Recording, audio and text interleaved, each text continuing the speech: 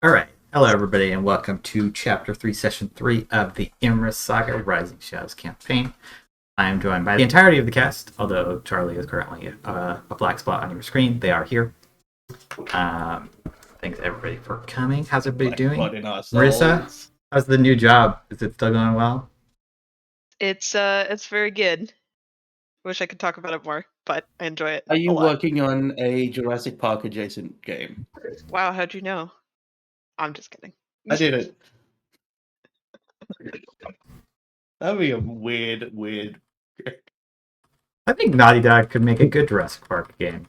I would be into that. Oh, I think they could, but why would you make a Jurassic Park game? You'd make a Jurassic World game, Andrew. It's Oh, 2022. right. Marissa's job Forgive me for my Marissa's job is to be ignorance. the personal caretaker of the eponymous dog.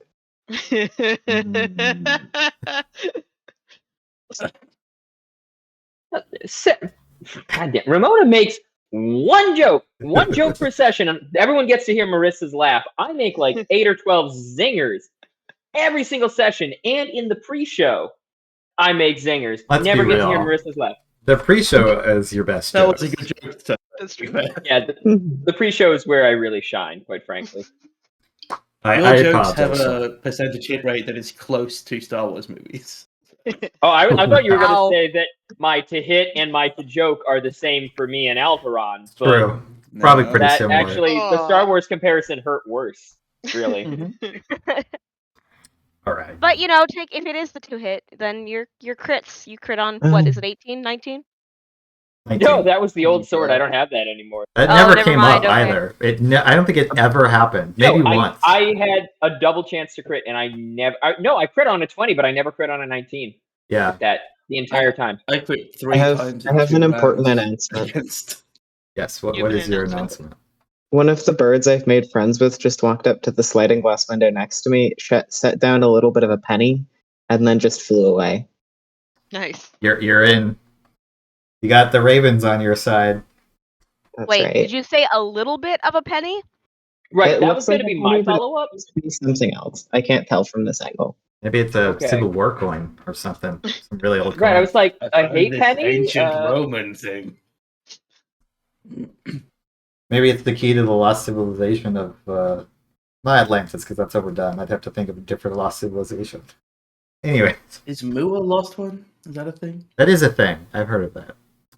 So there you last session, you guys fought some demons up at the beginning. These kind of mind twisty, giant, monstrous things, which you were able to dispatch fairly easily, thanks to your expanded party and your various abilities.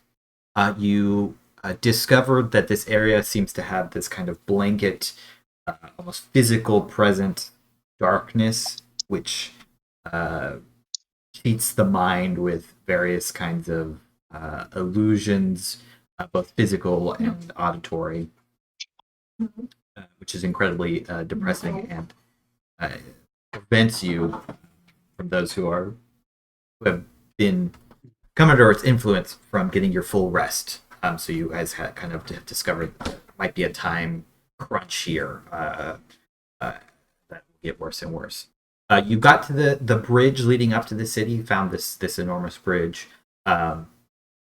Were able to do some scouting. The walls of this city were strangely unmanned, although the gates were shut still.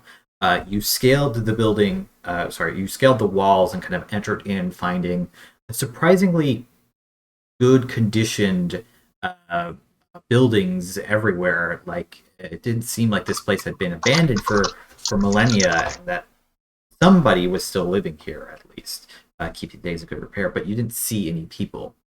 After deciding to head towards this kind of administrative looking building with the columns that you saw in the distance, you found a home, this kind of 3-story, I always forget the word, it's not a brownstone, but kind of center home, slot house in between all these other ones, which was locked, but you broke in. You find it recently abandoned, like within the last few days, and left your 2 companions, your guide, Old Bart, as well as Kala, Blandra, and of course Max, Old Bart's dog, to sort of guard that, set up camp kind of thing while you went and explored this building. Upon entering the building, you found it to be a library. You kind of walked in a little bit before some of you started to hear this kind of chittering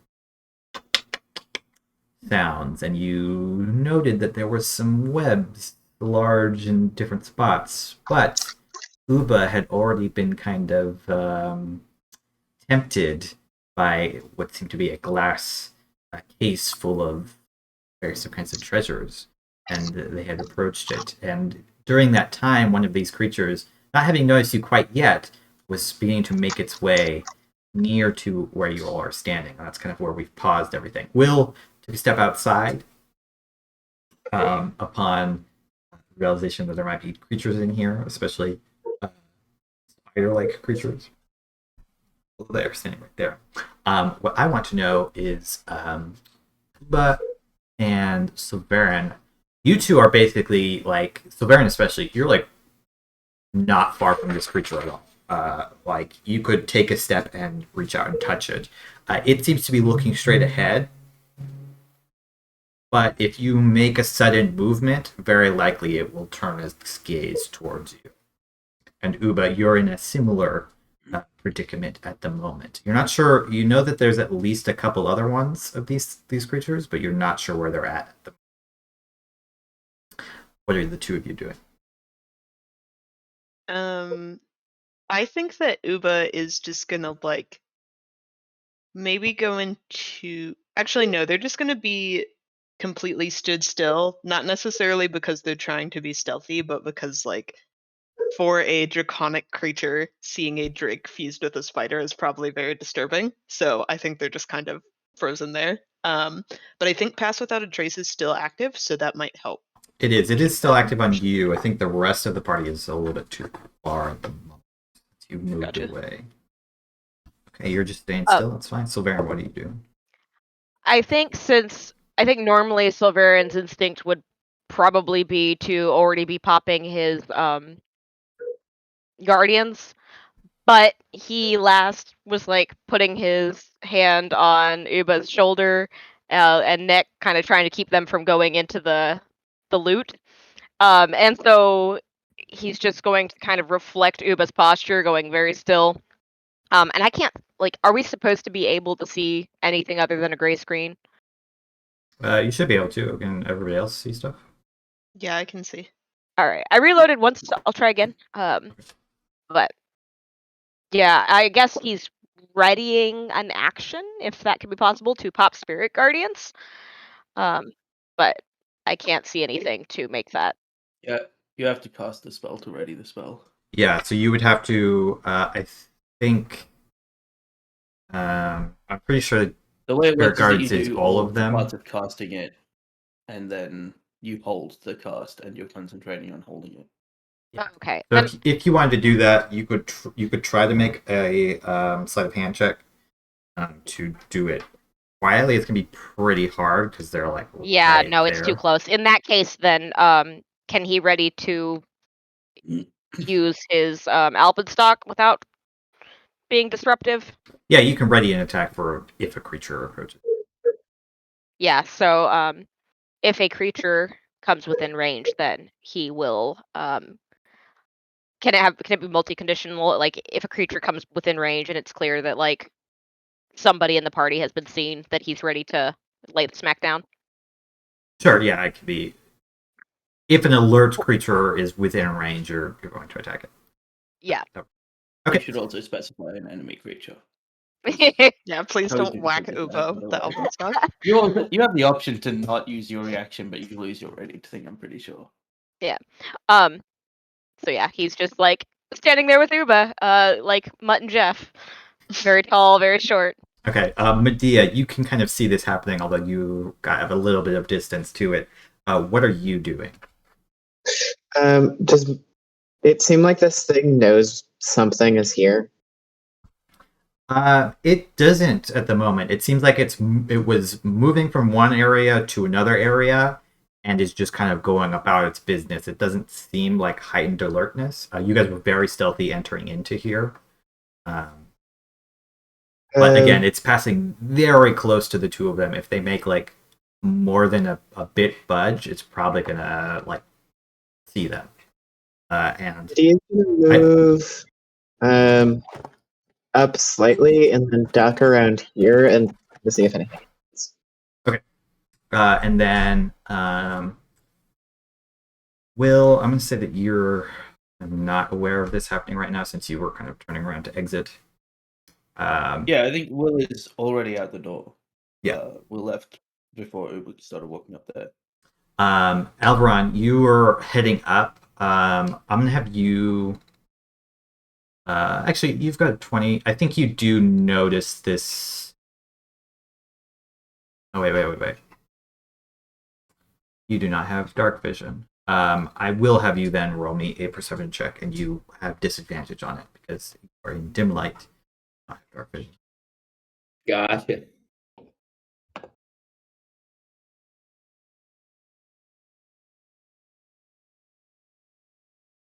Wow. 24. Wow. Still pretty good. You do notice, you kind of hear the movement of the creature, and as you turn, you see, you can't quite see Uba or the creature itself. It's too far away, but you can see Medea like tense, like pull out weapons and go to like get into a ready position. How would you react to seeing that? Seeing as they're not immediately like all cylinders blasting, I'm guessing whatever has them spooked or whatever they're getting ready for isn't an immediate threat. So I'm gonna continue. I'm just gonna get my bow out and check something.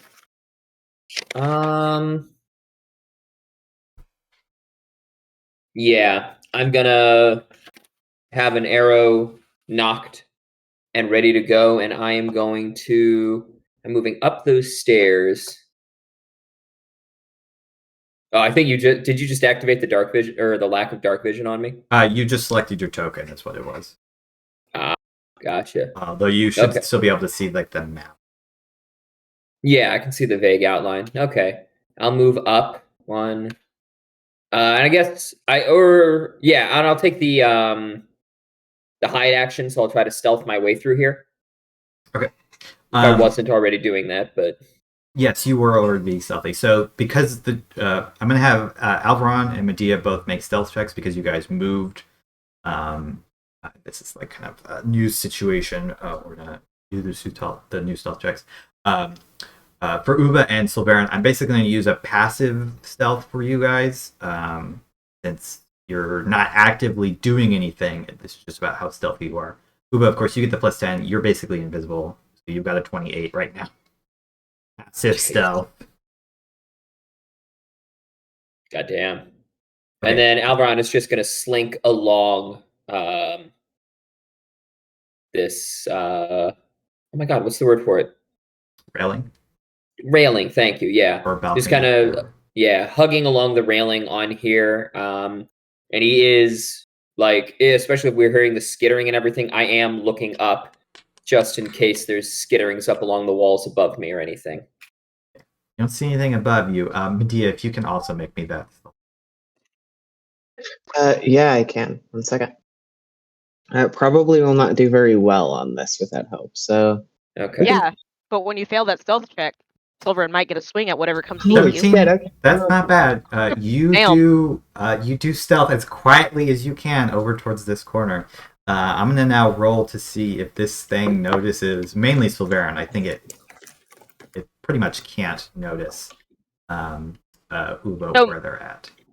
Yes. I don't mind. I don't mind this because like the map was set, but the last thing I remember like saying at the end of last session and this one was that I was trying to stop Uba from opening that chest.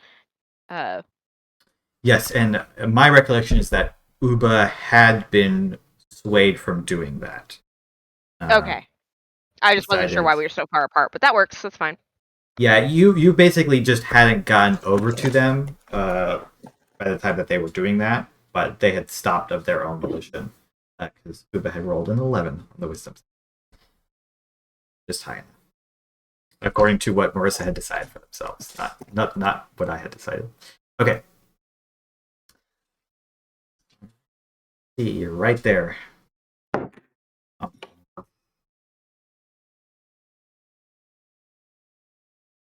Okay. The creature takes another step forward before maybe it's just your breathing isn't quieted enough. It turns, staring straight into Sulveran's eyes. Uba, you can now see this creature is looking at Sulveran having stopped where they are. Medea, you can also see it having turned. It doesn't notice you. You've moved behind this bookshelf. Sulveran, once you see it notice you, if you want to, you could choose to not take your reaction, of course. You can take the step and swing at it. That's up to you. I mean, it's a demon. We're in a city of demons. It's seen him. Sulveran's not exactly the subtle type, so yeah, that sounds about on brand. All right. I'm going to go ahead then. So, everybody is currently stealth and invisible. Not invisible, but the creature is not aware of anybody else. Will, I suppose, if you're outside and you're thinking you're maybe not going to enter in the combat, I'll leave you out of the initiative order for the time being. I roll initiative, but Will doesn't know anything's going on yet. Who did you say the vigilant blessing was on? But no, it's not on Uba. It's on Will. I think it's on Will. Yeah, it's on Will. It's just like default on Will because that was who it was most effective on before. But and your attack does hit, by the way. beautiful.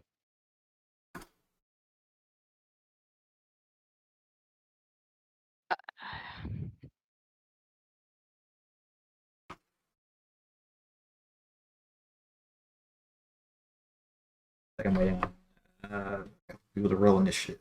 Do you want me to roll mine or wait till? You can roll yours if you want.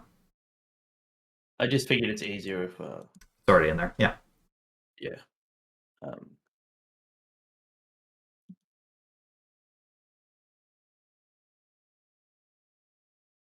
I will roll again for the initiative, even though I did shift click.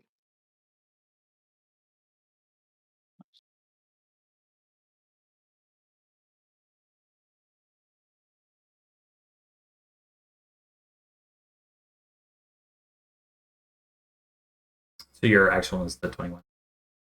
Yeah. I shift clicked from the turn order, which seems doesn't work.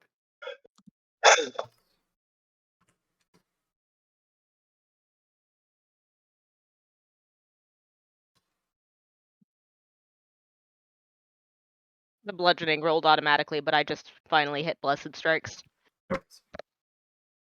Okay. Nice. So in this kind of, there's a pause where the creature's seen you, but you are ready for something to happen. You take a big step forward and push the alpenstock into the back. It's sort of a mixture of like carapace and scale that you have to drive the point of the alpenstock through. And before pulling it out, the creature, with its jaws going wide, goes at you. And then I will say that Sulveran just almost. I think Medea is the only person that recognizes this reflex, probably, but Sulveran goes right back. All right. Do I hear both those things? You definitely hear the creature do it. I think Sulveran's is maybe drowned out by the larger and therefore louder creature, but you definitely hear that, and you also hear the from the alpenstock hitting their characters. Do I hear the loud bonk sound of the alpenstock? Yep. Alveron, you are kind of reacting first here. You are in dim light, so you're going to have disadvantage on attacks unless you can get something around that. Gotcha. Okay, well, I will move up. Oh, if you'll let me. One. Here we go. Figuring out there. So now I should have line of sight on this beastie. Yep. I can deselect. Just, I'm lagging a little bit. It's just a bit slow, Probably, but I am. I might have too much lighting things on the map. Don't worry your pretty little head about it, man. I'm sure it'll be fine. Might So. also be why Charlie was happy for them. But yeah, I will. So I'm hidden. Does that give me advantage on this attack, or It would give you attack? advantage, so you'll be rolling flat. Rolling flat. Okay, then I will definitely be taking a shot with the bow, and then we will go from there, and I'll roll sneak attack with it in the assumption that it hits. It's Oh coming. yeah. Okie dokie. And sneak attack I will roll.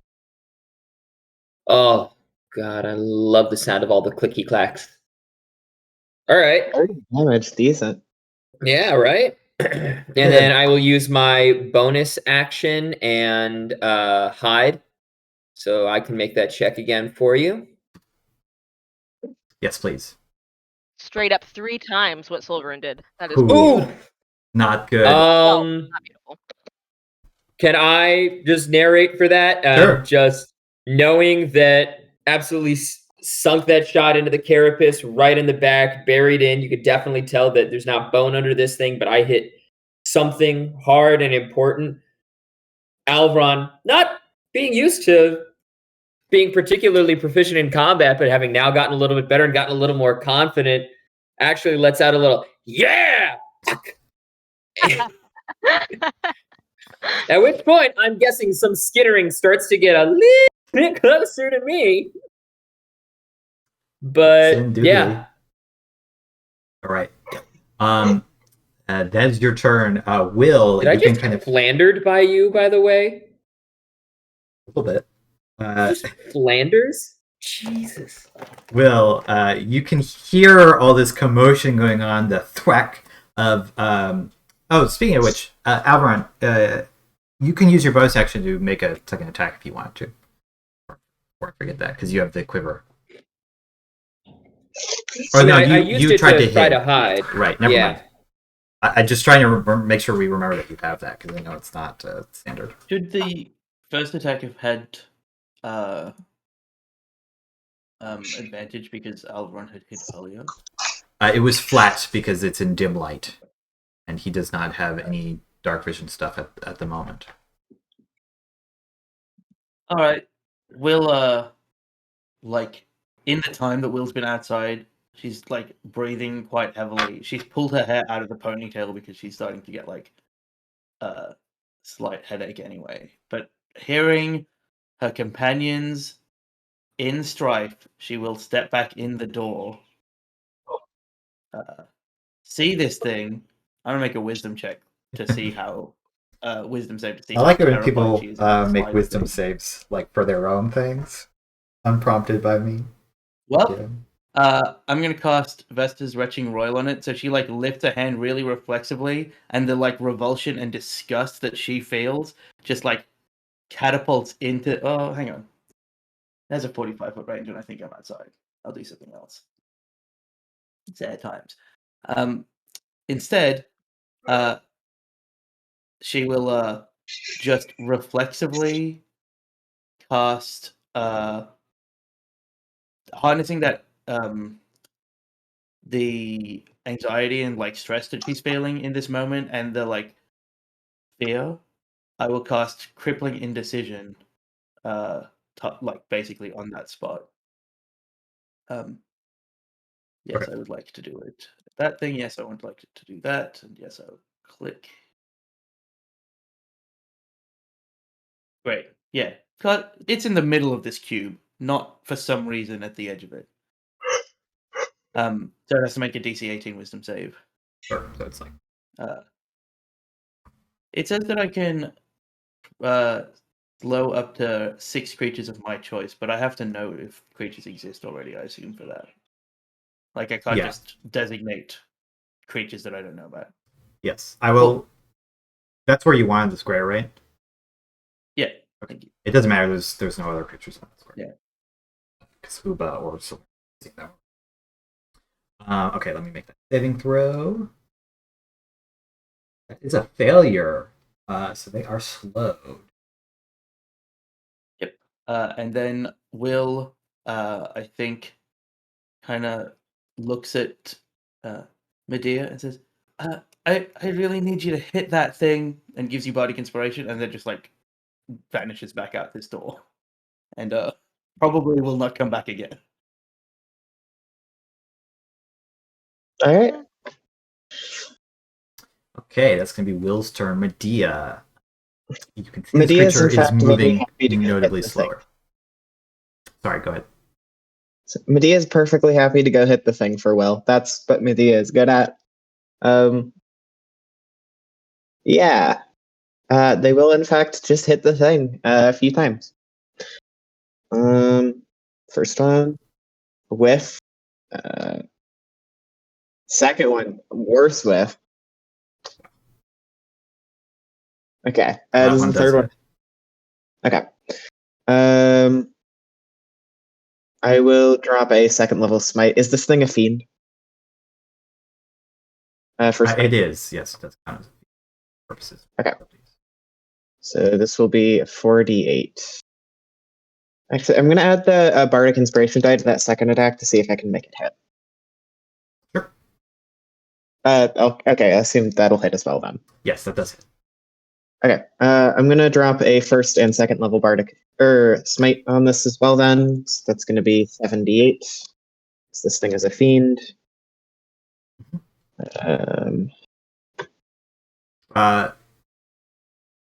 If it's a first and second level, shouldn't it be 9? Wait. No. 2, 3, 3, 4. No, you're right. Sorry, bad math. Yeah. Also, sorry, it should have an extra 4 damage because of the bonus against fiends on the weapon. Okay. So that's 14 plus 40. Jesus Christ. What was the 1 d8? Oh, that was the... I rolled a 7, a 6, a 7, a 7, a 1, a 5, and a 7. Pretty good. This thing is bloodied. I think it's instinctively just Medea having the confidence boost of like, oh, Will thinks this is fine. You know, just to go hit it. Okay. Normally Will isn't so confident about such a simple plan. And they just hit it as hard as they absolutely can in that moment. All right. Medea strides forward. The first strike just misses completely. The creature's like starting to back up now, but you manage to spear it twice. Each time this radiant lights up the room as you like just gore into its long carapace and body. It is, bleeding heavily out this greenish ichor from its person. That's the end of your turn. It is now the spider demon. It is going to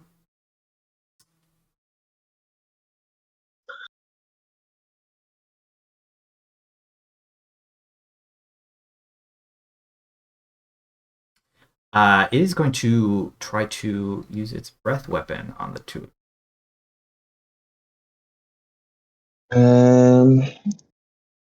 Ooh, boy. Okay, yeah. That's its only action this turn, right? Jesus. Yeah, it can only do that if it does a thing. Okay. Hold on. Holy shit, even with the You plus both 7. rolled really bad. Okay. I think I have something for... Poison resistance or... Yeah, I think I'm naturally resistant to poison, weirdly enough, or something. No, it's cold. It was something else. Carry on while I figure out what I'm thinking about. You definitely have cold from your Gathite heritage. Yeah, there's something Medea is just instantly bloodied by this. I think all I can do is... Yeah, that's a good roll. Yeah, all I can do is my Stone's Endurance, but I'll do it, because that was a hell of a hit. Alright, so that reduces it by 8 plus my con. Yeah, Yes. that does 8 plus my con. Okay. So 12. Cool. Minus 12 for you. So you only take 35 points. That thing rolled extraordinarily well on 12d6 as well. Yeah, I did roll pretty good on those d6s. And you guys both also failed checks that really you probably should have made. Sulveran, are you... Well, it's only a plus 3, so it doesn't matter. Yeah, and I have Resilient, but not the other thing with con, so yeah. All right. A plus 7 and a plus 8 weren't enough here. Just bad rolls. The creature like slithers back slightly, its head rising up as its jaws kind of open up, kind of alien style, extending. Predator style, extending outwards, and then shooting out this poisonous gas, which fills the space behind the two of you as you kind of start to retch and choke as you do so. That's going to be its turn. It gets to make the save on slow, right? Yeah, it does get to make it saves again slow at the end. It fails. Alveron, from behind you, you hear the sounds of chittering as a creature approaches you from behind. You are aware of it because it was not really trying to stealth. However, you are in dim light, so advantage. Oh boy.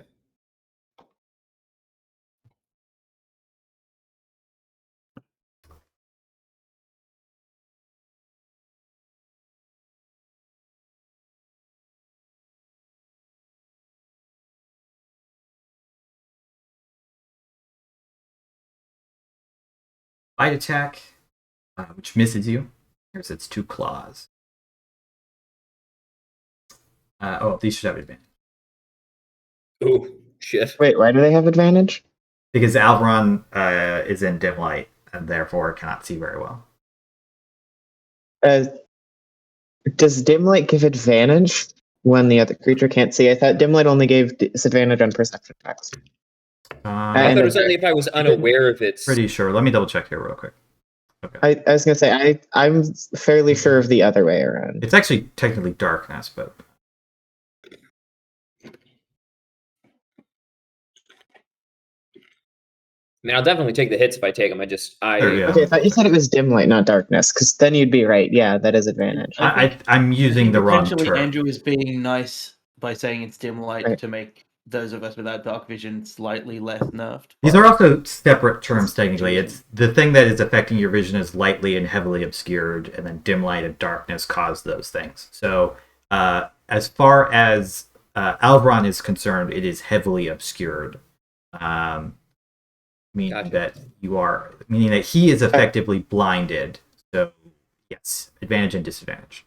Those of you those of you with dark vision, you are still lightly obscured. You technically should have disadvantage on perception checks while you are in this full dark area. Okay, yeah. So you're functionally blinded. Yeah, I give you a small window of One sight. attack though from slow. Oh, there's another spider demon. I see. Okay. Yeah. Yes, there's another spider. So you only get hit twice. You still the bite attack still misses you, and you're going to take 11. Yeah. Actually, no. Your AC is 19. You only take 6 points of damage. So only one of these front taloned appendages slashes at you, even though you were caught slightly back foot. But there is one that is standing right next to you. It's then going to be Uba's turn. Uba, you can't really see Alveron, although you can hear another spider is fighting with him. You can, however, see the one that is grievously injured that is fighting your other two. Yeah, I'm definitely gonna go for that one. I'm just trying to determine, like, if I used my short sword, I'd waste poison, and it's already bloodied, so I guess I'm just gonna go for Hunter's Mark on the one that Uba can see, and then I'll do 2 arrow attacks.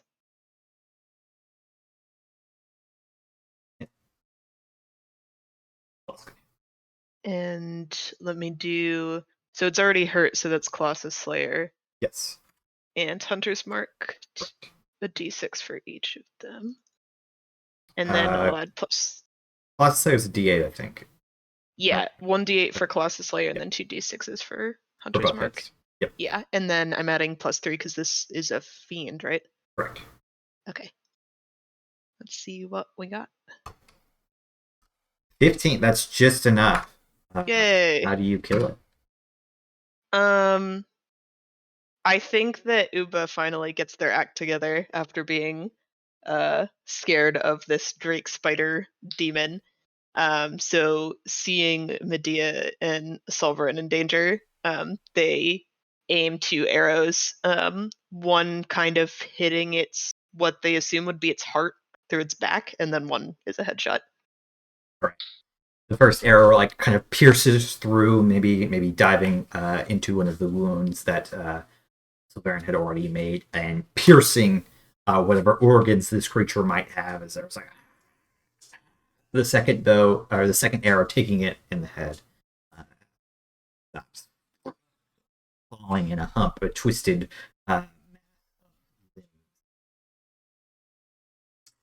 You still have your movement.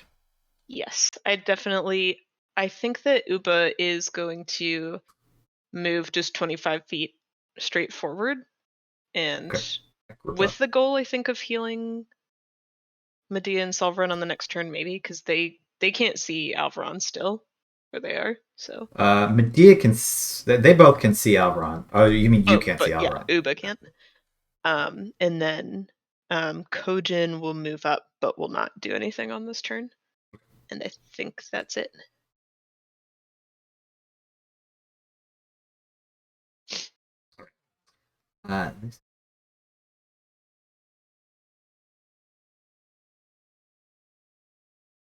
Move over And this other spider demon. to here. Too many spider demons. It's. I'm just.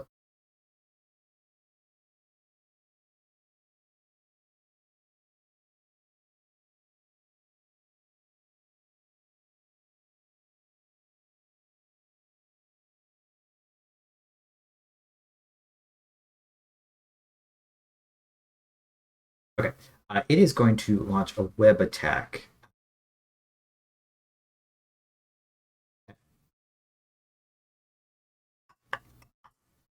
Uba.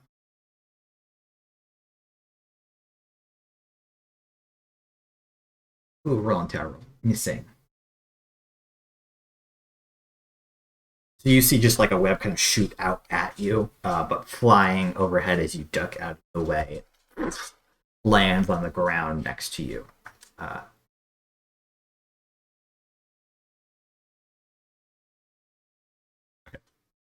That one is to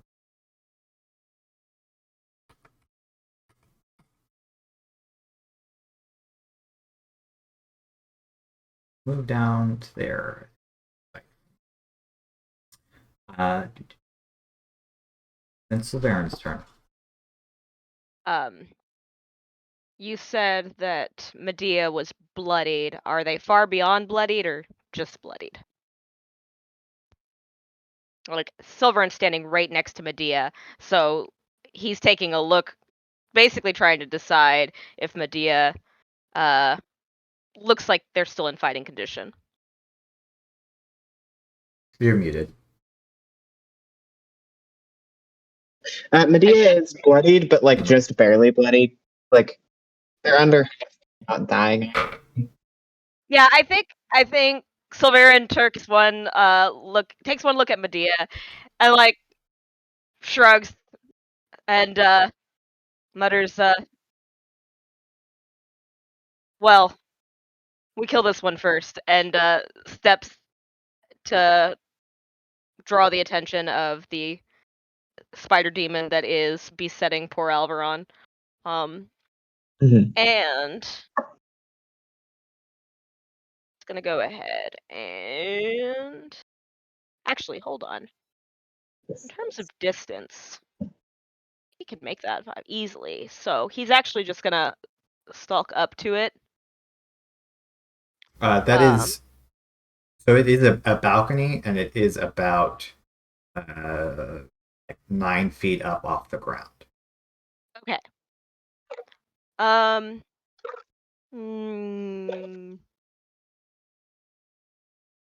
think he is still going to stalk closer, because part of his intent is to draw its attention his way, because he doesn't like the idea of Alveron taking whatever that poison hit was, especially because he knows he can't see it well.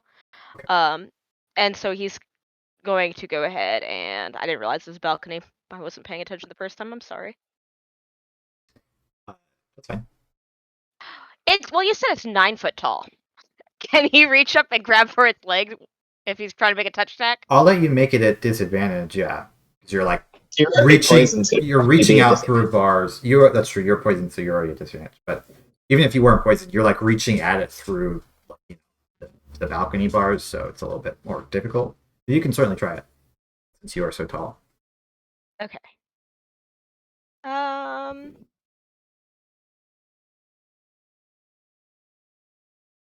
Yeah, why not? I am gonna try it. Worst case scenario, maybe it makes its attack over this way instead of at Alveron. And let's see how this goes. It's control for disadvantage or shift? Control. Control.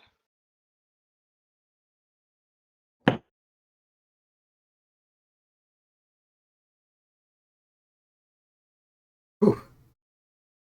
Well, you didn't get that credit, but it's still a hit. It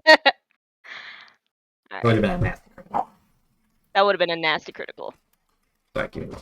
And then, so that was my action. Well, I get to make a save against the poison, right?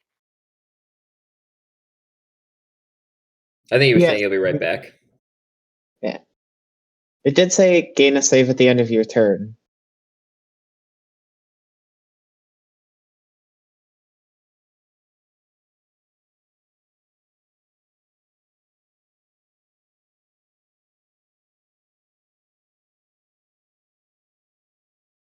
Ran back, dog related Mhm. interruptions. You do succeed, so you're no longer poisoned.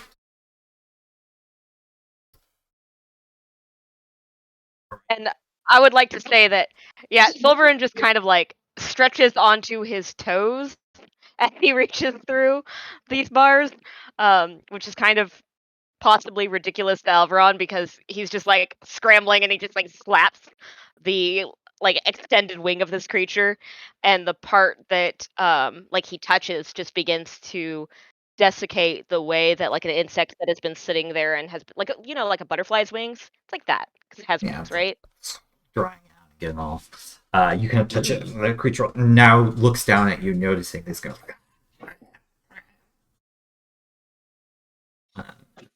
Your turn. Okay. Back at the top, Alveron, you are now toe to toe with this creature. Okay. And does Sulveran count as being adjacent? Like count as being melee wise in the fight with us right now? Yes, because I allowed them to make that attack, they will count as being. Awesome. That changes it. I don't feel the need to run away then. I'm gonna ready my sword. Readying a weapon is a free action, right?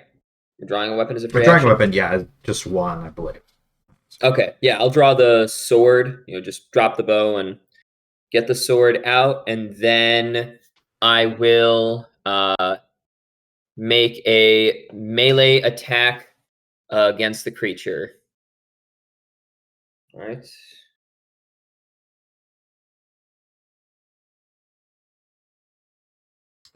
You would have disadvantage on this one because you're not hit in front. Ah. Oh, okay, even though we're engaged in melee right on top of each other, I still can't see it. Yes, it's not that you can't see it; it's that it's dark enough that it is affecting your ability to fight. Got it. Okay. You're effectively fighting in the dark. You still hit them. Still hit. Better damage the second time, but got to go with the first one. And then I will apply my sneak attack, of course. Doesn't matter. You're rolling ground these d6s. Yeah. So what? 12, 21, 33 damage there. And then I will just put some distance between me and it just in case. So I'll move 1, 2. Am I noticing anything as I'm stepping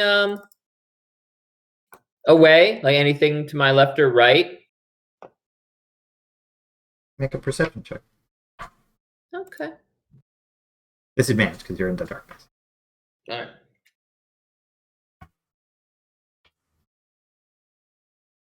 Well, It doesn't appear to be any other creatures in this corner. okay. I will keep my reaction then, and then I've still got my bonus action, but I don't think there's anything I can do with it. So, all right, I'm good. Will, you can see that the one that you had slowed is dead now. You could hear Sulveran and Alveron struggling off to the left, and you saw the probably. You went pretty far outside, but you can hear that there's other I ones. can't see any of this stuff, but I felt the slow stop, right? Because it was only Yes. affecting one creature, so Right. that's going. Alright, I'm gonna make a wisdom save, knowing that these things can be killed. Feels like Darkest Dungeon for Will.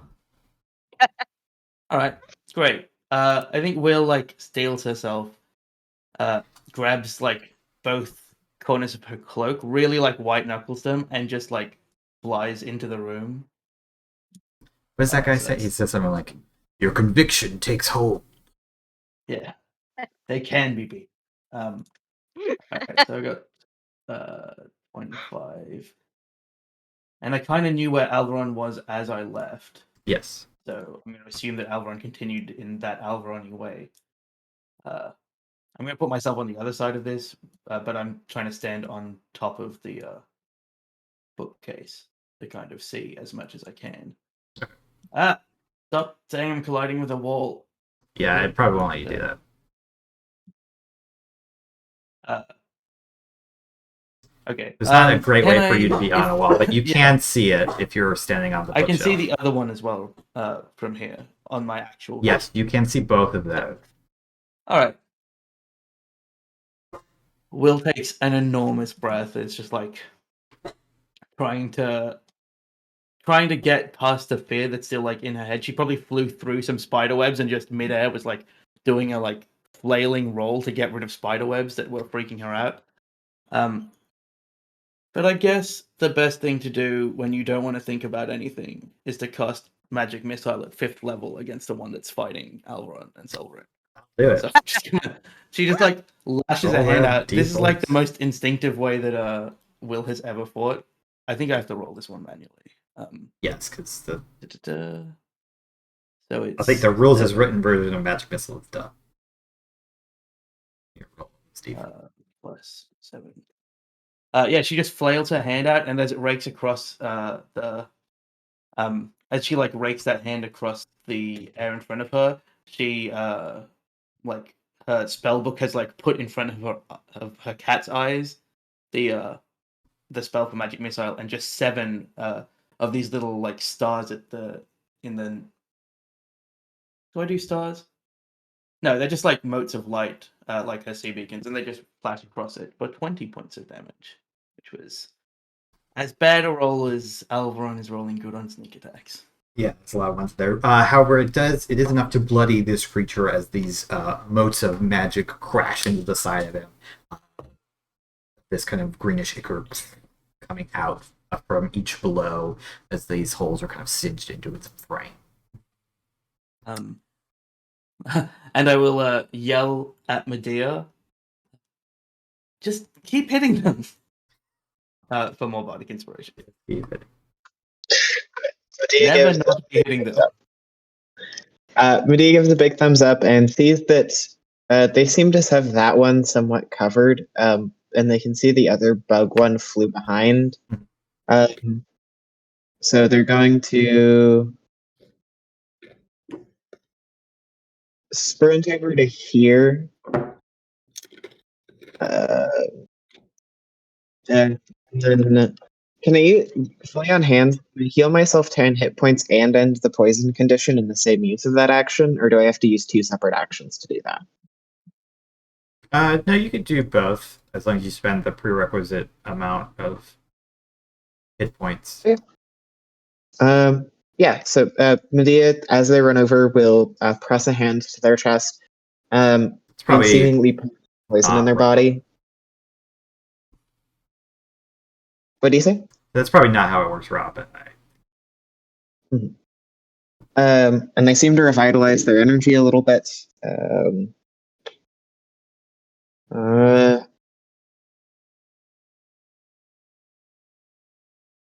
And I think that is their turn.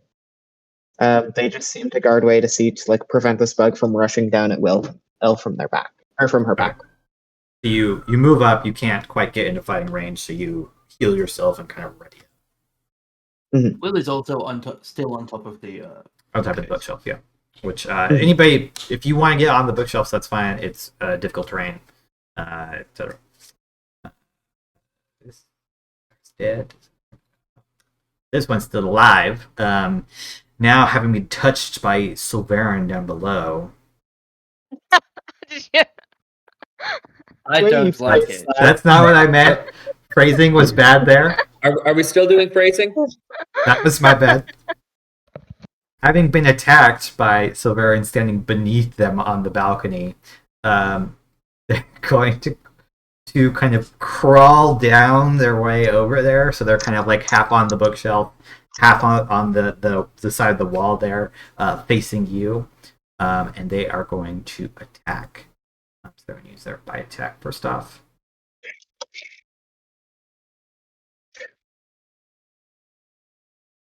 Claw attacks. Miss. I'll cutting words to bite. Okay, go ahead and roll that.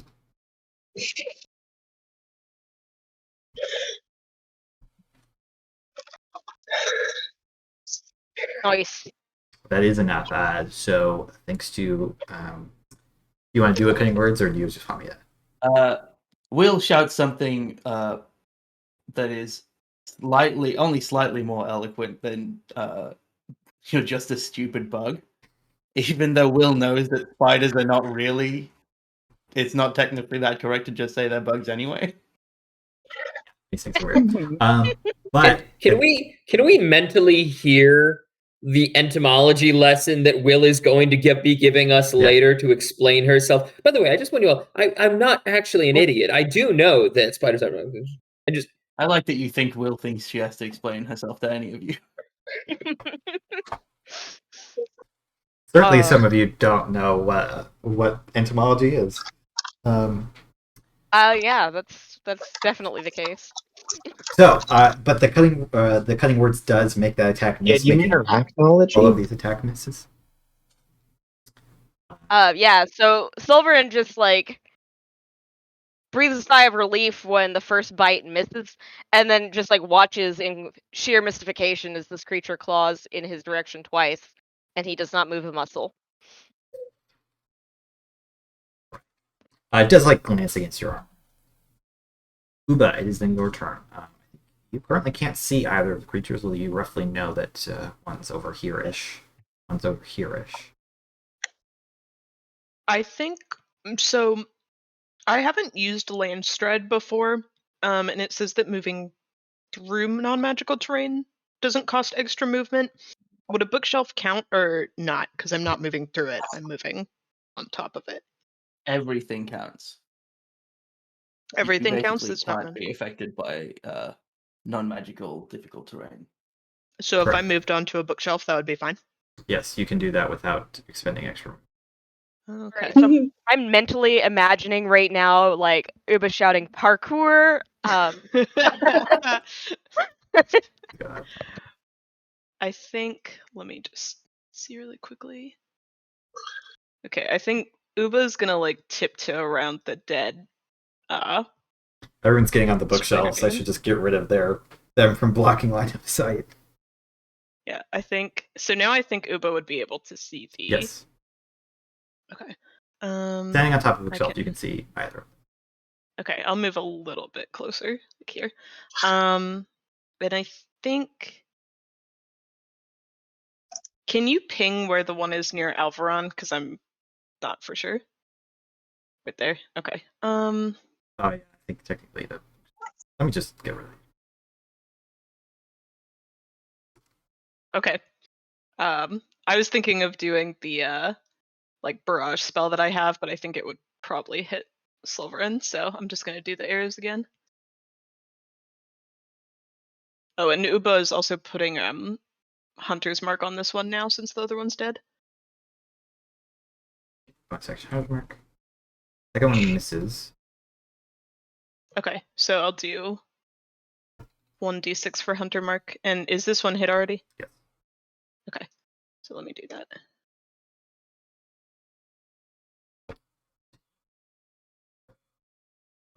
Total. And I think that Uba's also like gesturing at Kojin to stay down on the ground, at least for now. I think Kojin is not as graceful as Uba. Your arrow does land kind of in the neck near the face of the creature. Looking back to its various enemies. Kojin. This one.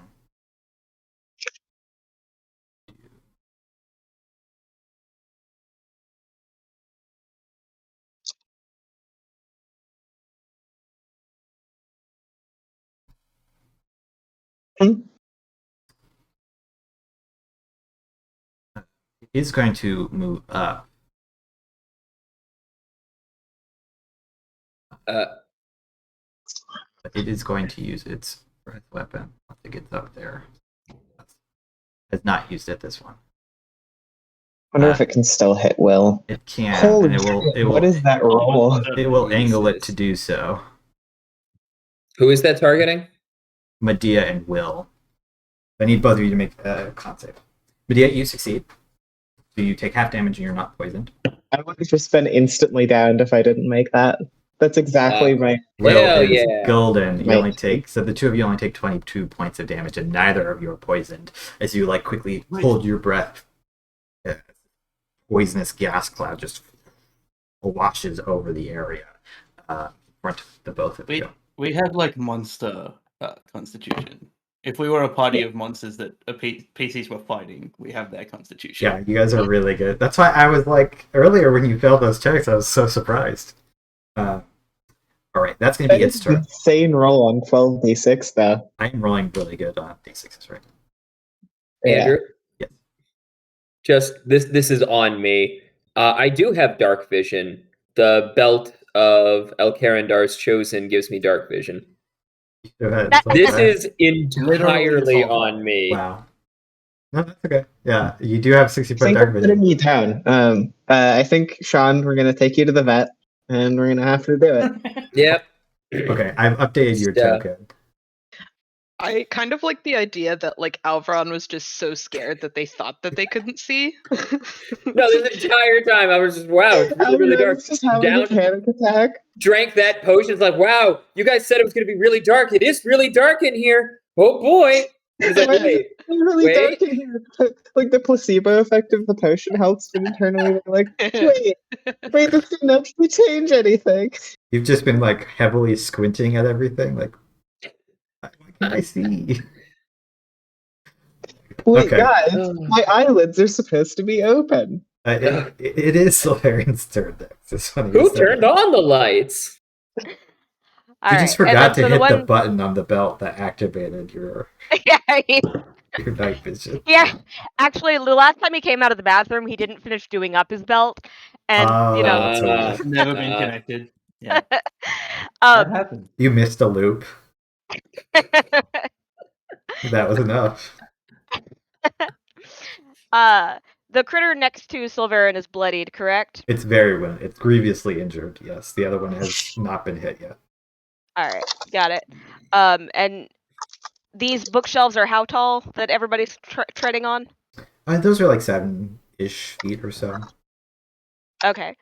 So would you say that Will can or Sulveran can see comfortably over the bookshelves and has people in his line of sight? Not comfortably. You can see if you kind of, on your tiptoes. I like the idea that this entire fight, Sulveran is just like fairy Butts and flitting around, heels. like joins a ballet troupe after this. Okay, but he could, in fact, if he chose to, see folks. Yes. You can't see like well, actually no, Uba's on the thing. Yeah, you can pretty much see everybody. I'll tell you. Okay. All right. Yes. Finally, an advantage to being incredibly tall. I'm trying to decide something real fast. Make sure to narrate more situations where you need to get the peanut butter off the top shelf in the future. Yeah. Okay. Thank you. I've been waiting for this. My one. Is that your fantasy in life to be tall? I was gonna say, like, D&D lets us act out the fantasies we can never have in real life. Yeah. I'll keep it in mind. I'll keep you all in mind. I didn't say anything. I think it's crass to point out that someone that's as short as you is short. Oh, really? Ah. Just crap. Okay. Remember that next time. All right. Singing them this session, really. We're on fire. I don't know what you're talking about. Yeah. All right. Well, since this fella is having so much trouble anyway, I'm gonna go ahead and Sacred Flame the sucker. And so what happens is he's kind of like trying. He's probably heard Medea get hit again, and so and also Will's like earlier plan of like kill it with fire. And I don't mean Sacred Flame. I didn't mean say Word that of out Radiance. loud. Just important. I didn't say burn down this place out loud. Why is it not rolling 3d6? That's what I want to know. Oh, well, you're not 11th level. Oh no, I've just played so many goddamn We've been one playing a shots lot with of so high many level different levels. characters. It should be 2d6, yeah. That's... Yeah, no, you're right. You're 100% right. I'll make that. That's succeed. Okay. And then bonus action So it is takes going to no be damage. bonus action is healing word, and I'm just closed out my character sheet and it doesn't want to pop back up. So give me a sec. That's okay. You can. Will you ever close your character sheet at any point?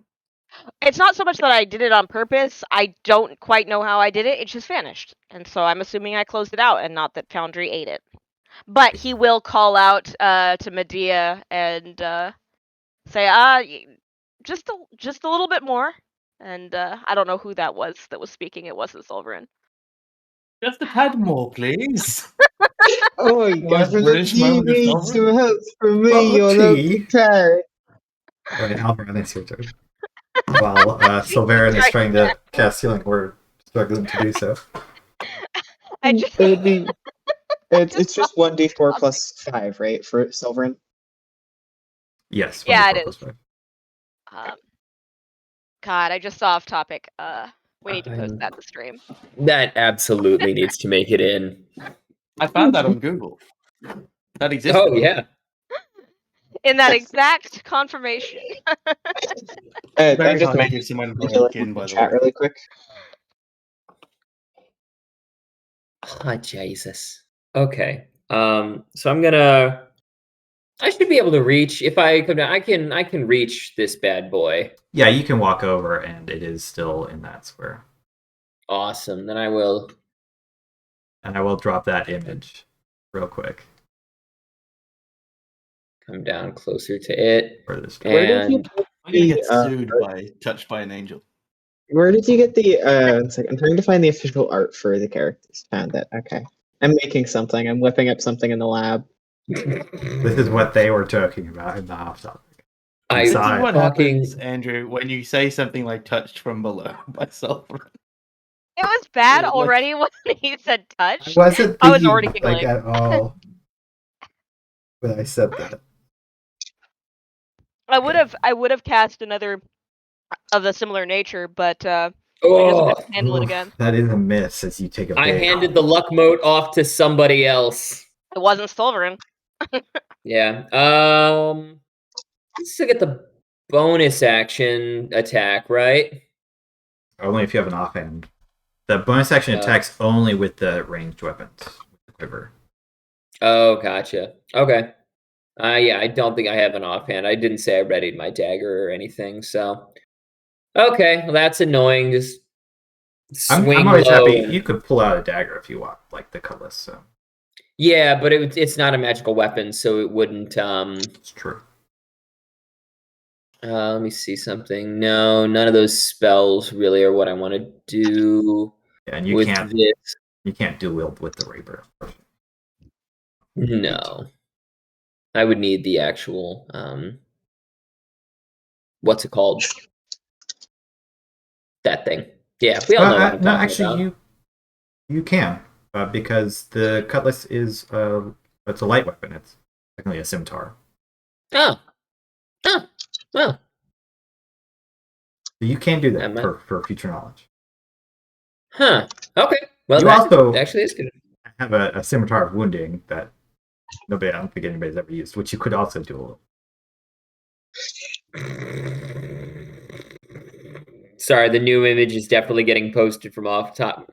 Ramona, how did that happen that fast? Pretty good. Control. You don't have Control V. you don't have the I'm render. sure. You don't have the renders either. I'll put the renders somewhere.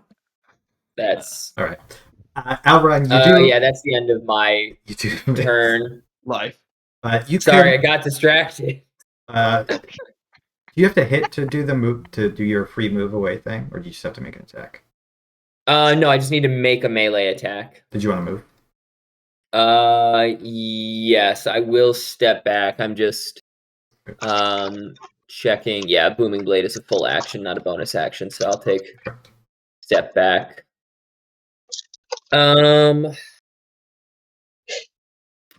Yeah, and then I'll save my reaction. All right, I'm good.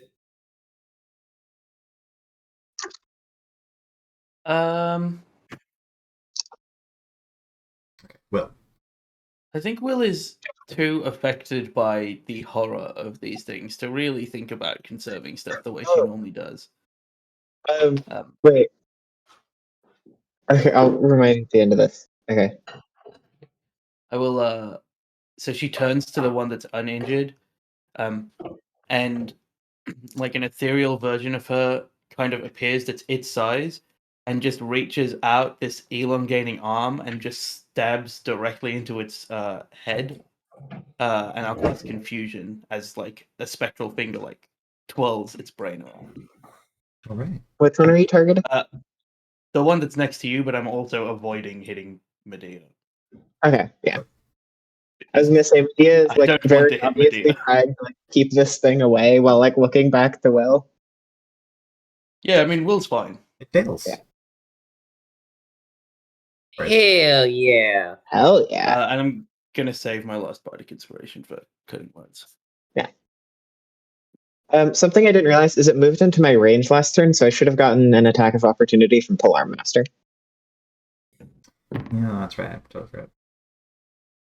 Do you mind if I make that really quick? Sure, go ahead. 15 does not hit, I assume. This is anyway.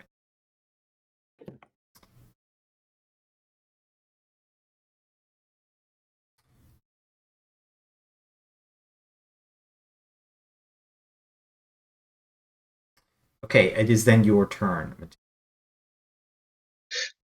Medea's just gonna try and kill this thing because they're not doing too great. Their whole body kind of hurts. They've been sprayed by poison twice. They kind of feel pukey on the inside, but they're still ready to keep going. They've got the signature look of like complete terror on their face when they look away from Will, like the neutral expression that was once there goes back to the constant face of panic in a fight. And they slam down their like the heavy foot of the armor into the ground and try and stand against this thing. That hits. That also hits. That does not hit. And I'm going to do the same round of smites as I did last time, so 78. Oh, you do still have bardic inspiration. Oh, true. I will use that on the third hit then. I will tell you, Let's see you it. need a 4 or better. That does work then.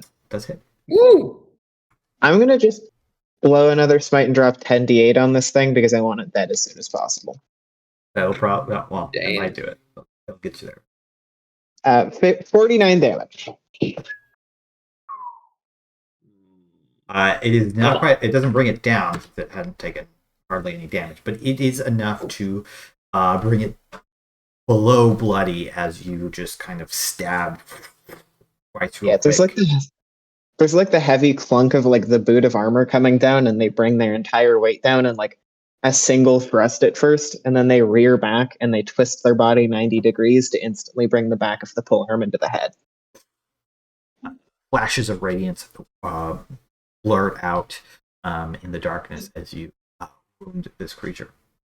It's then going to be the other one's turn.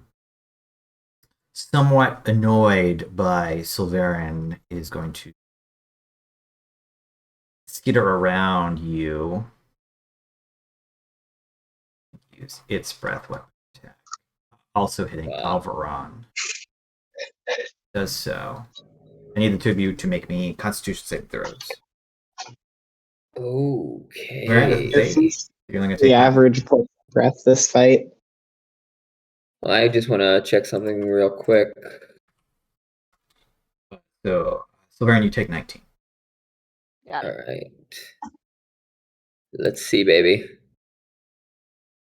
You also succeed, so you also only take 19. I will spend my reaction to uncanny dodge. When an attacker I can see hits me with an attack, I can use my reaction to have the attack's damage. This isn't an attack. Yeah, it's that an has to intro. be an attack roll. Son of a bitch. You have evasion, but it's not a dex saving throw. It's not a dex save, which is why I thought uncanny dodge would help out. All right. That bastard definitions. You This only take time. 19. This time, even though he bears up in the face of the poison cloud, unlike the last time, Sulveran does kind of like reach a hand to his face and kind of shake his head. He is bloodied. Oof. That's going to be its turn. They both have used their breath weapons. It is then Uba's turn. Uba, you can see your companions are still standing, but they're definitely taking hits. Poison is doing work. Gotcha. Before I decide what to do, I just want to check a quick gameplay thing. Yes. When I have extra attack, it has to go towards the same enemy, right? Like, oh, it doesn't? You can split your attacks however you want. Oh, okay. You can also make one attack, and if the enemy dies, then you can pick a new target after. You can also attack, move, and then attack again. Oh, okay. Well, if that's the case, it was gonna try one attack first on the one that has Hunter's Mark, which is by Sulveran.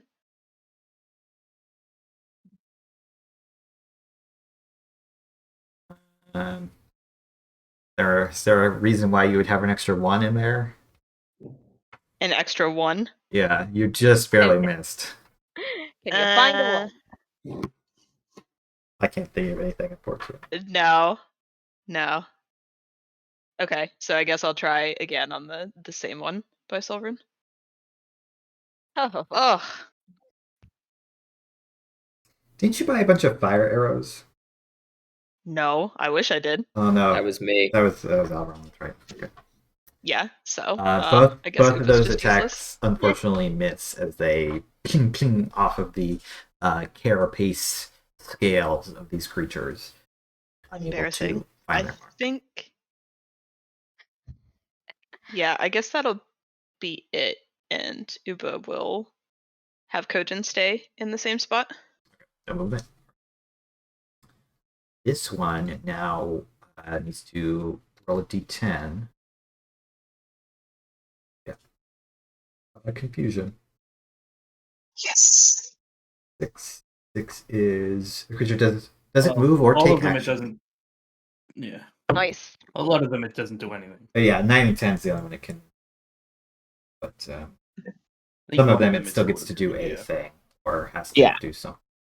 Okay. But for this one, it's just like staying there, dumbfounded.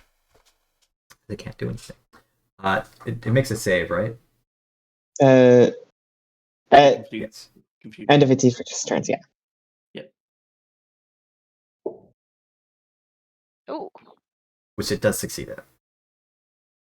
That's fine. But Busting it one turn is the point. Yeah, it's not So- very good. Yeah. Sulveran, then your turn. It's like got its face right up in your face at this point in time. okay. Because I was gonna ask like how like sturdy this bookshelf was if it was on the other side, but It's like kind of on in between, crawling on things. yeah. So, but it's accessible. That's good to know. Yes, the Drake Spider Demon is accessible. But To is another it touch. available? Good question. Oh god. Let's see. Trying to. It's pretty fucked up. Sulveran is just going to hoist his alpenstock. He like it's fairly long compared to what he's used to, so he just like lifts it up a little higher to try to bonk it again. And as he does, he calls out to Uba. Thinking about the way the last one died, says, "I will make a crack for you." And I don't know where Sulveran's voice has gone. Not that he has one. I'll make a crack for you. Okay, go ahead. Use your bad touch to give it a crack. Give it the bad touch in the crack. That does hit. No. All right, let me add my strikes to it. 'cause Bad it doesn't touch add in up. the crack. A crack is formed. Yeah, the crack has formed just for Uba to also get a touch in. No. Penetrate the crack. Don't lean into it, Charlie. Look. Andrew made his bed. Now he has to lie in it, and the dice agree with me. Cool. You bring your alpenstock down, piercing through the carapace of this creature as you kind of hit it where a spine would be if it weren't so insectoid in terms of physiology. But it does open up a large crack, as we say, as you ichor kind of coats your alpenstock now as you pull it back out. The divine energy from your blessed strikes helping to drive the damage. It's then going to be Alveron's turn. Okay. My question. Will I have the movement to do it, but I want to check. Will you let me make an athletics or acrobatics check to get over onto the bookshelf here? So I have the one. Come on, move. I selected you. Just stand on Sulveran's shoulders. It's not letting me move for some reason. I'm selected. I see me. 1. There we go. 2, 3, 4. Will you let me 5? It's not letting me move onto the thing, but will you let me make an athletics or acrobatics to get up onto the bookshelf so I can strike at it? It's not letting you move because there's technically a wall. A wall there, but yes, you can hop. You want to try to get on the creature or just onto the bookshelf? I'll let you try to get on the creature if you want. Yeah, if I can, I'll try to get onto its back and then plant a strike Make an into acrobatics it. check. 100%. Or athletics is your choice. I just assume acrobatics is better for you. Yes, Yeah. You can vault off of the balcony, taking one step up and flying through the air for a second till you land on its back, right in between the wings. It's like it immediately the head turns around to try to get at you. Go ahead and make your attacks.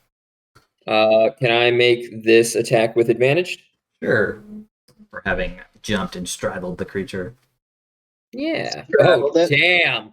That is a Jesus. hit. The advantage made it a hit as well. Fuck me. You All would've right. missed And otherwise. yeah, seriously. Haha. You're getting all the way in while you straddle it. Yeah. Well, hey, I see that crack. I mount. I penetrate. Oh man, we're completely gone today. You kill it. You can And just remember, describe because its this death. episode, I'm sober. That's almost worse. But you do kill the creature. If you would like to describe its death for me.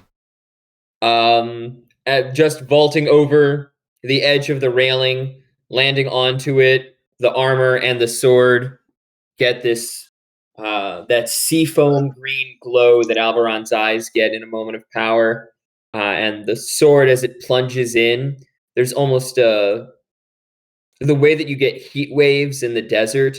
There's almost a similar effect with just how cold the sword becomes as it plunges in, and with a sound like sea ice cracking before the hull of a ship, the carapace splits, and there are little flecks of frost around the corpse. It, spider-like. Its arms kind of curl in on each other as you kind of slide off of it. The creature having died. Will, it is then your turn. You just saw Alveron kill the second one. Only one remains.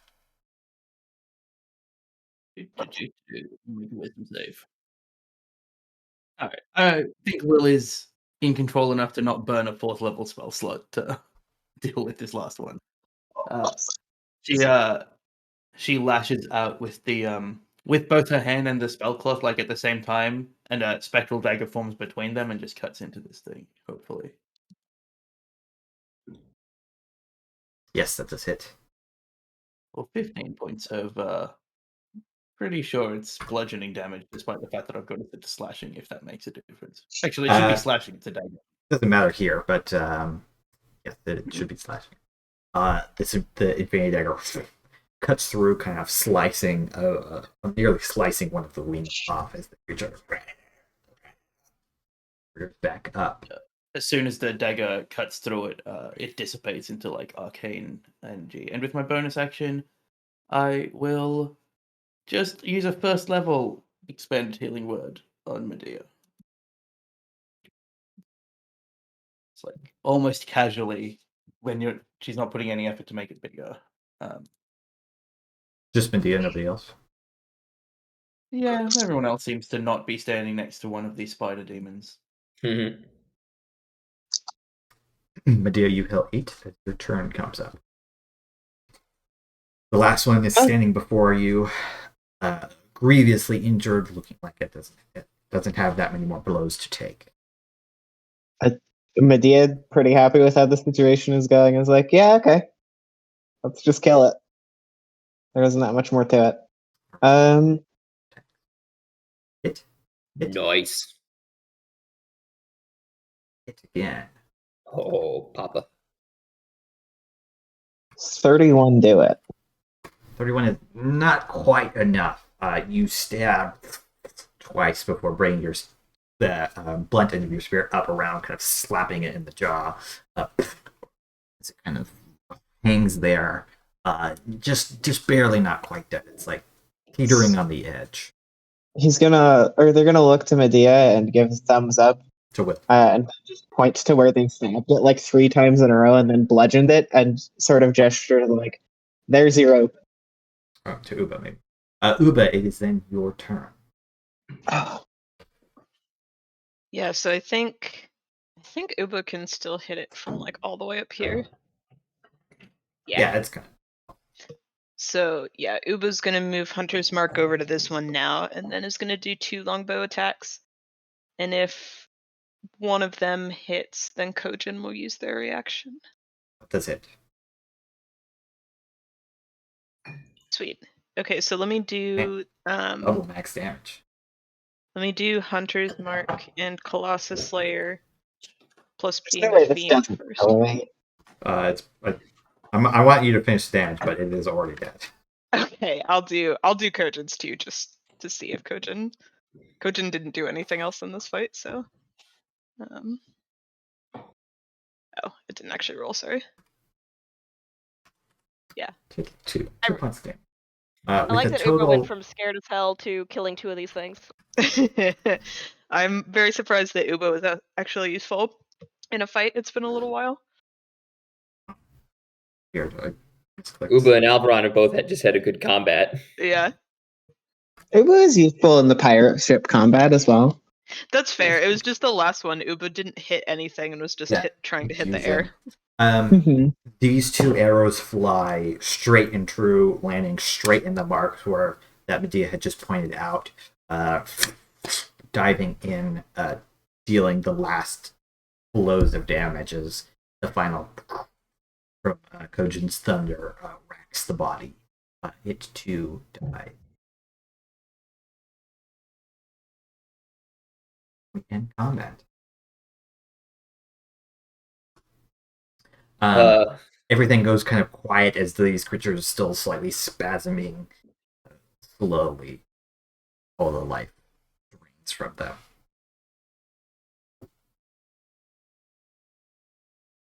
Alveron is going to stumble a couple of steps over, and then whatever poison is still working its way through him. I guess I should make a con save.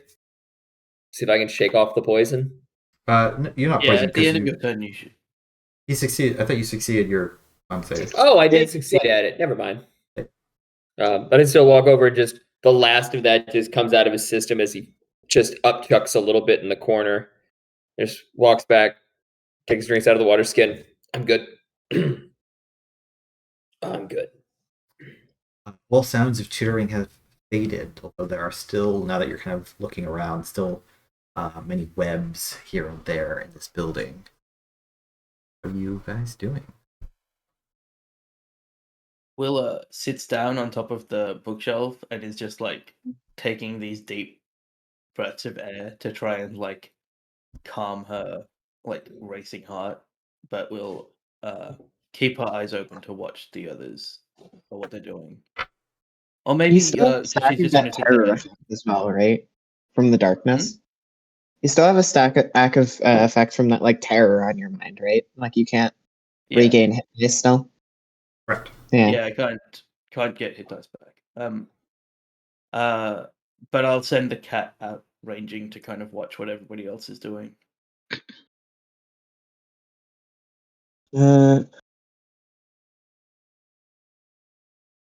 Can I find any kind of book on like the history of the city or like city maps? Yeah, there- if anybody wants to look for particular books or anything like that, you can make me investigation. Just let me know what you're looking for. Yeah, I'm looking for anything that would be useful to navigating the city and like its exact surround and or like which buildings are where, that kind of thing. And remind me, is it Will and Sulveran who are both affected by the darkness? I was just about to ask you. I couldn't remember. I feel like Sulveran It's- sounds likely. It was no, It's Sulveran Alveron. barely passed from the save. Alveron did. It's Uba and Will. That's who it was. Yeah, I think the first day it was Alveron, now Uber and Will, or maybe just Will this day. I remember Alveron failed the first time, but it's like, Yeah, Yeah, but Uba Medea used Dispel Magic to push Alveron through the first day. yeah. Yeah, and then Medea's like whatever that space was, like around meant Sulveran just barely survived that last check. Yeah. I think Sulveran is going to like, as an aside to Medea as they go to the bookshelves, say, worms, now spiders. I know it's fascinating, isn't it? That is Perhaps not the word I would choose. perhaps we'll get a chance to see some more specimens. That would be delightful.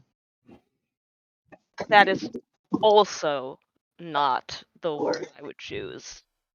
But Sulveran is going to like head over to this creature with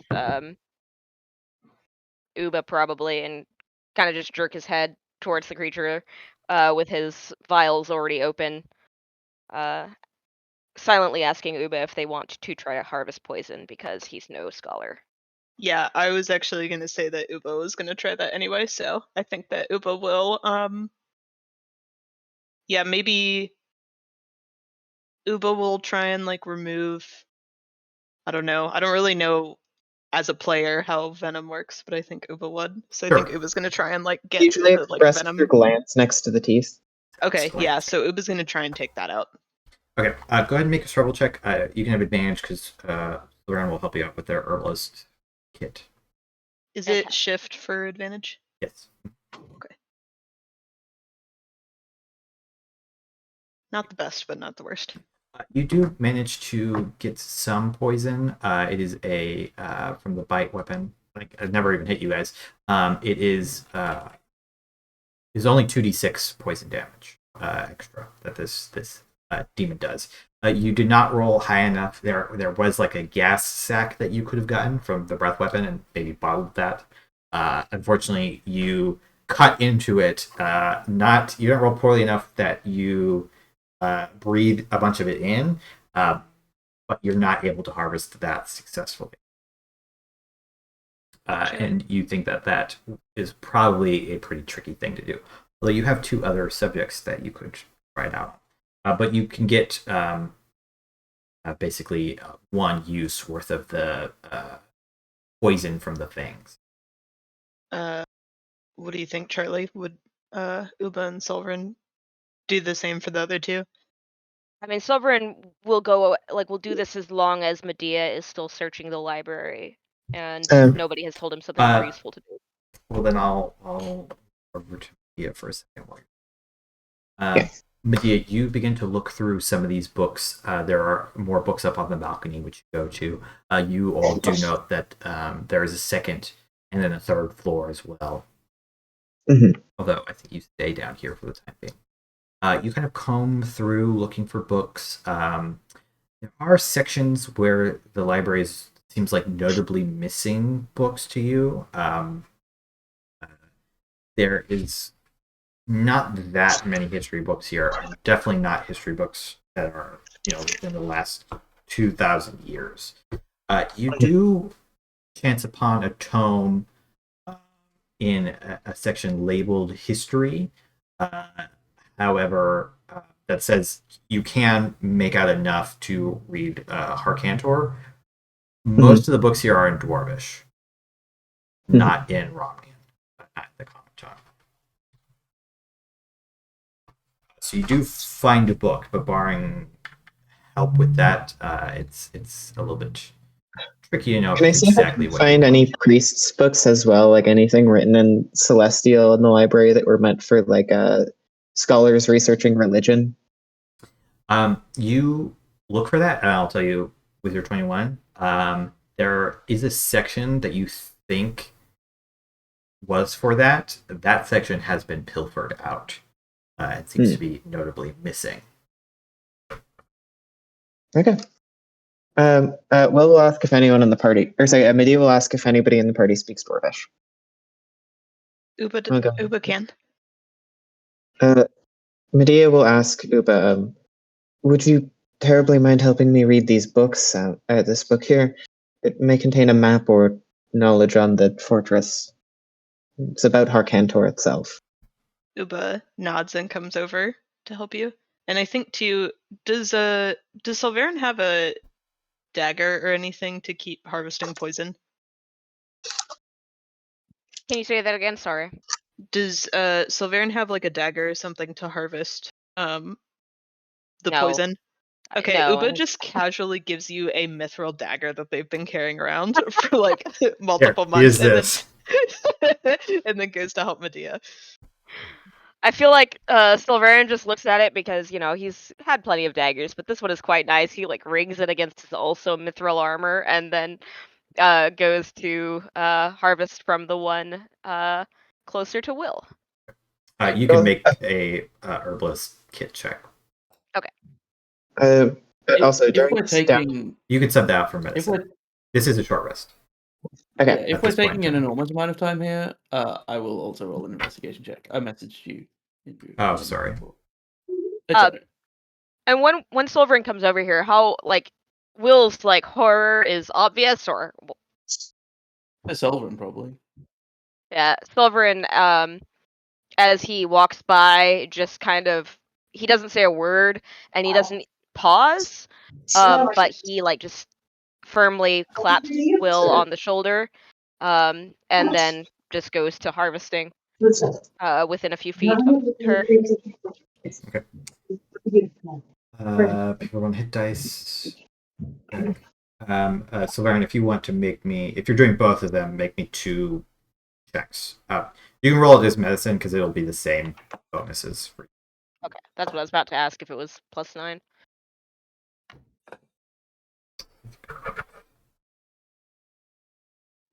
It's not. So you can have 2 more uses, so 3 in total that you find of this 2d6 poison. Okay. Which you could apply to a blade or something like that. From the second one, the one which you were fighting with, perhaps you feel some kind of connection, having done the most battle with it. Something about that seems to help you a little bit. You cut into its body, and you're able to successfully extract this sac, which you failed to do previously. And you have a couple like extra basically potion bottles, and you are able to push the gas into there and stop it real quick. So you have a potion of poison gas. It does 12d6 poison damage. Yeah, and I'm trying to add it right now. Is it did you say 2d6 two of the 2d6 poisons as well? You have 3 total, but if Ubo has the 1, that's fine. Yeah, and I'll pass one on. It's 12d6 DC 15. Normally it is they do a 30-foot cone. I'm gonna say for you it's a 15-foot radius, since you're gonna be like throwing it presumably. Okay, 15-foot radius of 12d6 poison cloud. Yep. Okay. Yeah, and you only get the 1. That's only one. Only one of this pretty good, pretty strong poison. He'll immediately pass off the 2 poisons. Has Alveron showed any interest in fighting with poison? No, he's Okay. not. Okay. I think Sulveran will still offer then, but then give it to Uba, and if he refuses, and so he like holds up this jar and shows it to Alveron, kind of like passing it forward. Not quite my style, but I appreciate it. Yeah, and then he's gonna Don't go you do pass it, you off little shit. Uba instead. So Uba has all 3 of the contact poisons. Okay, and you're keeping the like gas one. Yeah, I'm keeping the gas bomb. Yeah, good call. I think Uba would probably set it off by accident. Okay. Who thinks you have to eat it to trigger the breath? It's gas breath. Like suck it in and breathe it out. I feel like we make these jokes, but Uber is not the least intelligent party member, right? No. It's I think true. that's Sulveran, actually. It's 100% Really? Sulveran. Sulveran is as average can get with intelligence. Yeah, Alveron is very slightly more intelligent. They have the same bonus, but If not always in effect, then definitely mechanically. I'll also, to aid in looking for magical books at the start of this, I'll just ritually cast Detect Magic and use that to find where the arcane books are. But also, I'll check over the cases and little case. very so. Alveron won't be obviously looking, but he's also, this isn't his element necessarily, but now that he's had this reawakened resurgence of interest in the actual lore behind the sea mythology, and if there's any books on especially sea, like oceanic demonology or the things that lurk beneath the waves, he would 100% be interested in those things. Okay, you can make an investigation. Does the Detect Magic give me advantage on the investigation check I already made?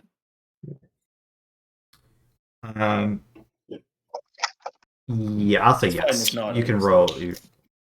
figured I'd ask. Yeah, still a 20. Detect Magic is actively irritating Will. Like, get out of here. My eyes.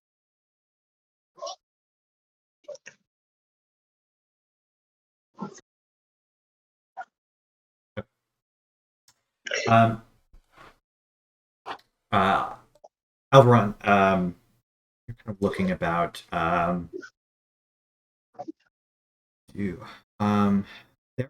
some. So again, most of these books, significant portion of them are in Dwarvish, which you can't read. There are a couple that are written in Gnomish, Alveron, which you can read. As you look about, you're casting your eyes, looking here and there. You're unable to find any books that are particularly sea-based. You do find a couple books which they're not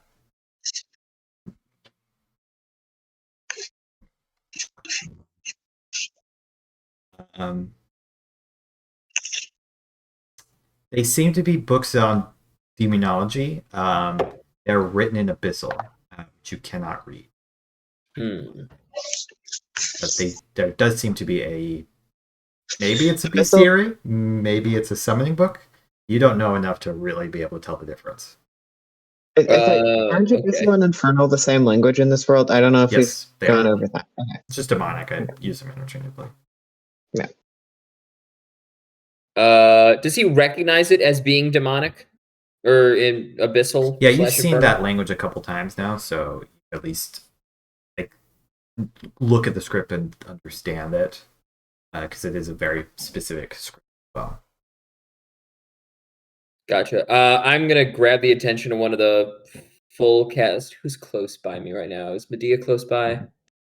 Yeah. I'll just point the books out to you, Medea, and just Medea, are these safe to handle? Medea will look over it. They don't speak Infernal, but I specifically had the tome to translate if it's infernal magic or runes. Could I hazard on that? You can make an Arcana check. Uba also speaks Infernal. Or religion if check. you need a translation. Uba speaks all the languages.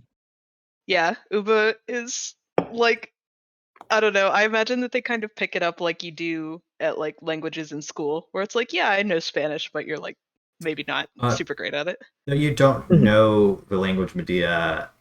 You recognize this as a summoning book. It is not a bestiary. Those are depictions of the creatures which you are summoning with the other circles and runics markings that are in the book. Medea will say confidently, this would be used to summon a demon. If you're looking through a thick tome, just categorizes the demons. I have one on me. In a tongue you can read. I would be interested in that, mayhaps once we're out of this mess. Will. Whenever you figure Igor want the need, perhaps when we rest, I'll lend it to you. Much obliged. And then I'm going to grab the summoning books. Are we going to have Uba translate them at all for us, or is there any need? I'm having Uba translate the one I have on Harkantor right now. That's what I'm saying. Yeah. I'm going to stuff those in my travel sack then. Hey, Uba, read this for me. Oh, yeah, ha. Boop. Will, as you're looking through, there are a couple books here that are on magic. You do have to go up to the second floor to find some of them, but it appears that you've killed all the creatures living here. You do chance upon some eggs in your search. Large, kind of red and yellow, bound up in a web that's kind of hanging up in one of the corners. A clutch of them. But I spend a minute throwing 10 daggers at it. So. You just destroy it. Like a machine gun, just going dagger. Well, not a machine gun because it's one every 6 seconds, but yes. They kind of, with the spell, not. Goop kind of sloughs out as the daggers tear into them with your cantrips. You do find a couple books on magic. They don't seem to be. You don't find any spell books, but you do find one book that's on a treatise on necromancy. One of them actually seems to detail a little bit about blood magic. They are written in a mixture of an older style of Romnian common and the sort of wizard's language. Which is why you can kind of make your way through them better than the dwarvish book. I'll pick up the treatise on blood magic because that's something Will is already learning about. Will has no interest in either learning about necromancy or bringing a book about necromancy back out of an ancient city. Okay. Will knows enough stories to know that is the start of 3 of them at least. And that's how they became a lich. Is there anything magical in the display case? Yes, I'm actually going to have you roll me. This is going to be for the. There's a couple different displays here. Have you roll me 3D. Marisa, can you roll 1? Because one of them was Uber's interest, I think. Sure. Yeah. So I'll roll 2 and you can roll. for the shiny case, maybe. Oh, geez. Thanks, game. Thanks for not intuitively knowing what I wanted. 84 is pretty good. Yeah, that's why I had Marisa roll it, because I roll bad. Huh? Not that bad. 70. Yeah, good. You were so close to the perfect number. One below, one above. You find a Attention. number of very interesting magic items that you begin to go over, which I will explain in detail after the break. After I write them. That's right. 3 actual I'll just books. ritually That's cast right. Identify on the magic as well. Take a quick break. Why don't we come back 5 minutes after the hour? That works for everybody. Yeah. We will see you all in a few minutes. Don't go anywhere. My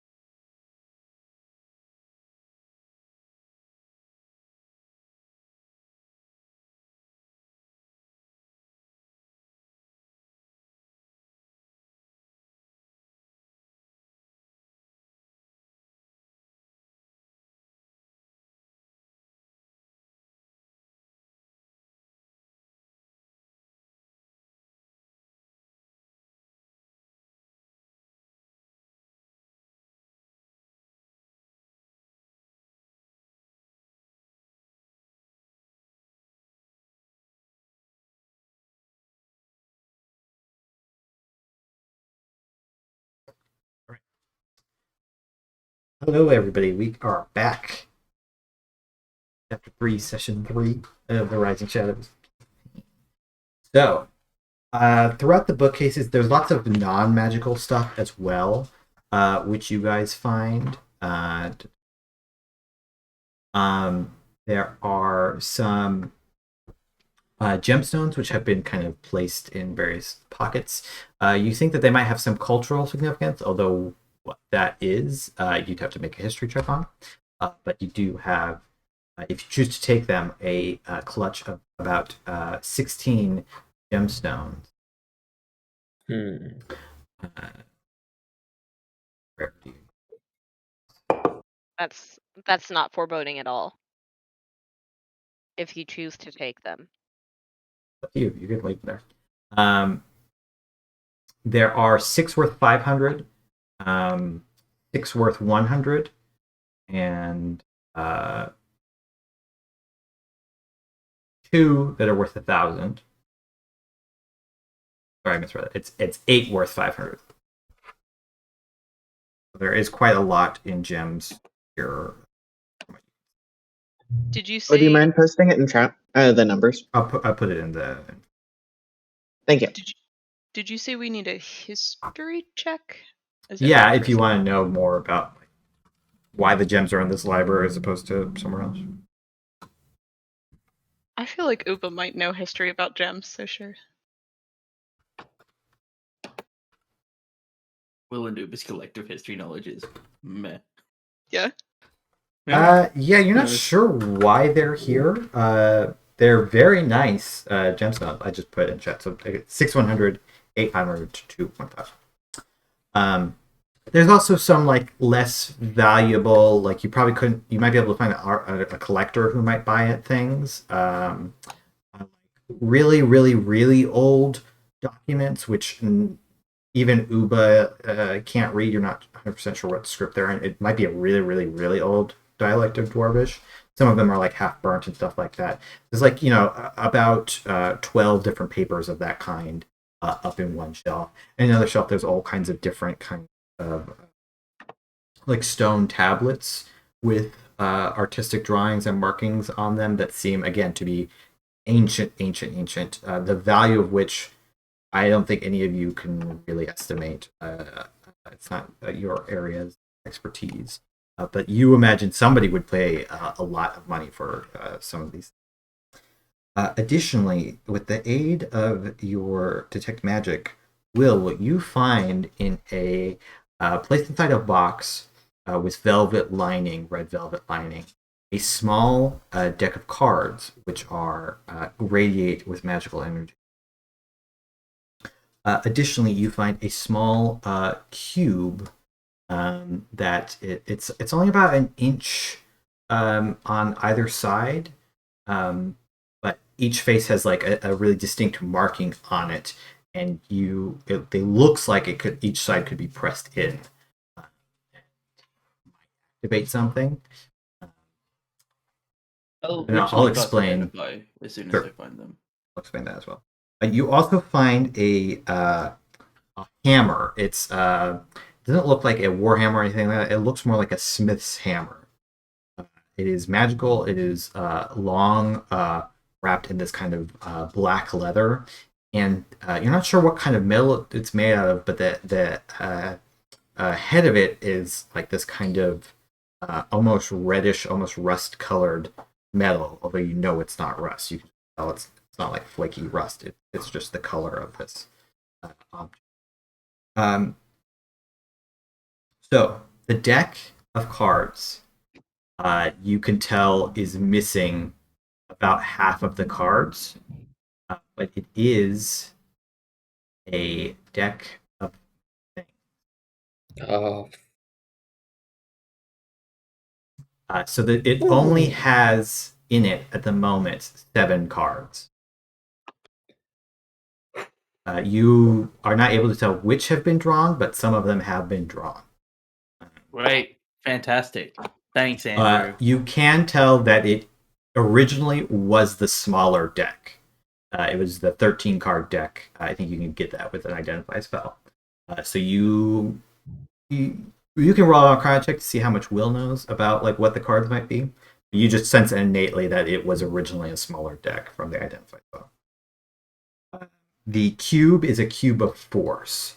So it has, this one in particular has 24 charges. Sorry, it's 36 charges. It regains 1d20 each day at dawn. And you can activate a face to basically make a barrier, a cube of different kind. One of them is just for like gases, winds, and stuff. One of them is for non-living matter. Stone, wood, whatever. One face is for living matter. One face is for spell effects. Another face is for everything. And the last face is to deactivate the barrier. Certain spells can break down this barrier, reducing the number of charges. It also costs a number of charges to activate different things. That is a DMG item, so you can look that one. I'll add it to your sheet as well. I'll add it to Will's sheet. That makes sense. And you can pass it around afterwards, but for now. Those are all the things that you find in this particular library that seem to be magical, other than like some light fixtures and other random stuff which you can't really readily take or want.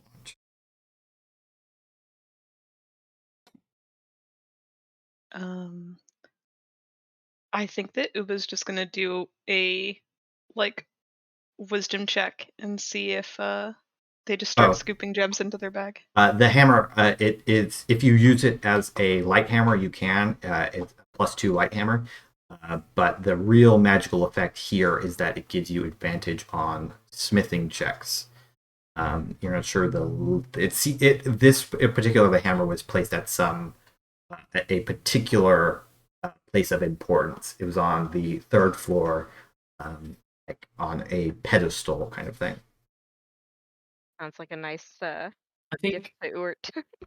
yeah, I think unlike the other things which Will is still contemplating, she loops the smith's hammer like under her belt, and she will carry it, not in a bag of holding because she feels like it's potentially too important an item for that. But I think her thought is that she'll discuss with everybody else that we should just give it to Ord for all of Ord's help with things. What do I know about the deck of many things with a 17 Arcana check? Also, can I have advantage for any reason? I don't have a reason. I can't think of a reason why you would have advantage, unfortunately. Can I use a one-time thing that Vesta really liked decks of many things and told Will about it? Sure, you can have a one-time only Vesta's actual knowledge lore thing retroactive. Great. 26 then. Okay. Yeah, you know some about decks of many things. They're incredibly rare. Most of them are really old. People have different reasons or different interpretations of why they're made. Some people say that there's like different lores behind them. Some people say that a crazy wizard a long time ago made one of these things, and then some people replicated them to greater or lesser degrees. The original deck, according to that legend, had 100 cards in it, and all subsequent decks either had 24 or 13, depending on how effective the recreation was. Some people say that the decks of many things all of them are made by Thel and placed here on Imris to kind of test is maybe the wrong word, but as a kind of gift, we'll say that they have placed upon the world, and they do various different things. That even a deck with when you draw the deck, it's always random. It doesn't matter if you've shuffled it or anything like that. All the cards have different effects. You can't know beforehand which card you're going to draw. Some of the effects are really, really good.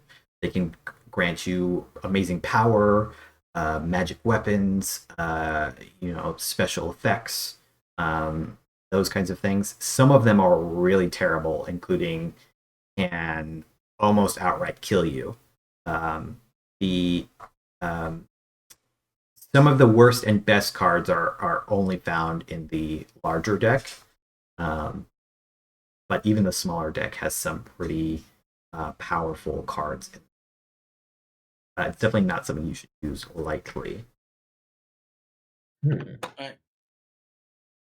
I don't think Will tells anyone that she finds the deck of many things because you're all weirdo idiots. And she trusts herself to not pull something out of it. And also, she stores that in her clothes as opposed to giving it to the sentient bag of holding that might draw a card. Are you sure? You want to give it to the card? Give the bag a wish on accident? Is Wish in this? You don't know. Maybe. It could be. I mean, is Wish in a 13? Wish is in a 13. Yes. What else? You can gain a bunch of experience. I know that's a thing. I could just out-level all of you. This is hard because Will would never draw from the deck of many things, so I won't, but Jack always wants to. I could just draw the star and get, Anyway, I'll put that away. I have had 4 separate campaigns with the deck of many things. I have never drawn from it. It has never gone well. It has only gotten characters killed. You I said feel that. like- Go ahead, Charlie. Oh, I was just gonna say, I feel like Deck of Many Things is like early campaign, end of campaign, or one-shot material. You said that you didn't tell any of the other characters that this deck exists. Yeah. Okay, because I was gonna say I think it would be stupid, but Ubo would definitely pull something out of there. So I'm just making sure that they don't know. Because of me, I want to just show only Uber now. Because the opportunity to mess with this stuff, if it was Elsa would have already pulled a card. Because Elsa is unable to be negatively affected by magic. Great. I'll give the Cube of Force to someone else so that I don't have to think about it. Does anyone even have an open attunement slot? It does. The cube doesn't require. Oh yeah, it does. Sorry, it does. Yeah, I'll give Uber the Cube of Force. What did you say the Cube of Force does again? I'll just I'll keep a explain magic it, which item is to page say if you want. So you can read it. Hold on. It creates a protective barrier basically around you. Oh, okay. Yeah, I just looked it up. In a 15-feet cube. Nice. But will explain it to the point of you just knowing how it works.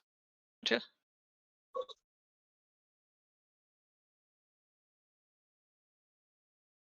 You're giving it to Uba then.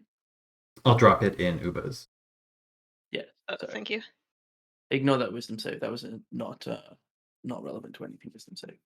I think that I rolled a wisdom save earlier. I think that Uba is not going to think about the fact that these gems are cursed, but will politely ask if anyone wants any of the gems first. If anyone wants to split them.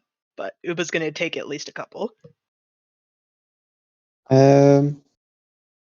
Do we know for certain these gems are cursed?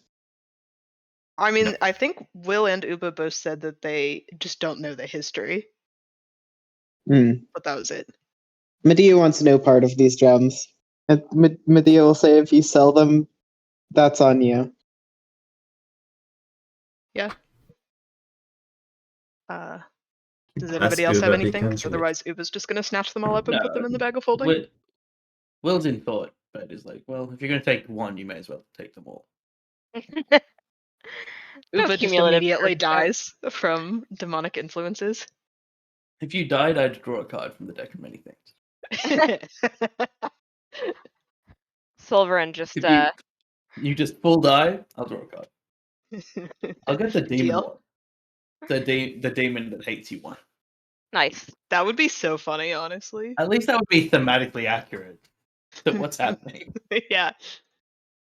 Sulveran just mutters a mild it sounds like a very sincere invocation to Mordain, but Will knows that Sulveran is quietly pleading with Mordain to spare his foolish comrade. I'm sure it'll be fine. What could go wrong? Andrew's currently like calculating damage. I can see it on his face. Like, Okay, you all take a short rest then, as these various spells are cast. I need to take that short rest. And then the reason that we came here was to try and find access to the roof so we could get a better vantage point of Harkantor. There is roof access, yes. You could easily suss that out from your explorations. Yeah, so once the rest is complete, I think Will suggests we should head up and see what there is to see of the city. Maybe we'll be able to notice anything at the keep that is more large and dangerous. After you all finish up resting after your activities, you head up to the rooftop. Coming up there, it's kind of like a slanted roof. The opening hatch you think was for maintenance, but you're all kind of adept enough that you can clamber up to the nicest vantage point there is. Uba maybe kind of even going up higher onto a statue a little bit. Everybody make me perception checks as you try to look about the city to see what you.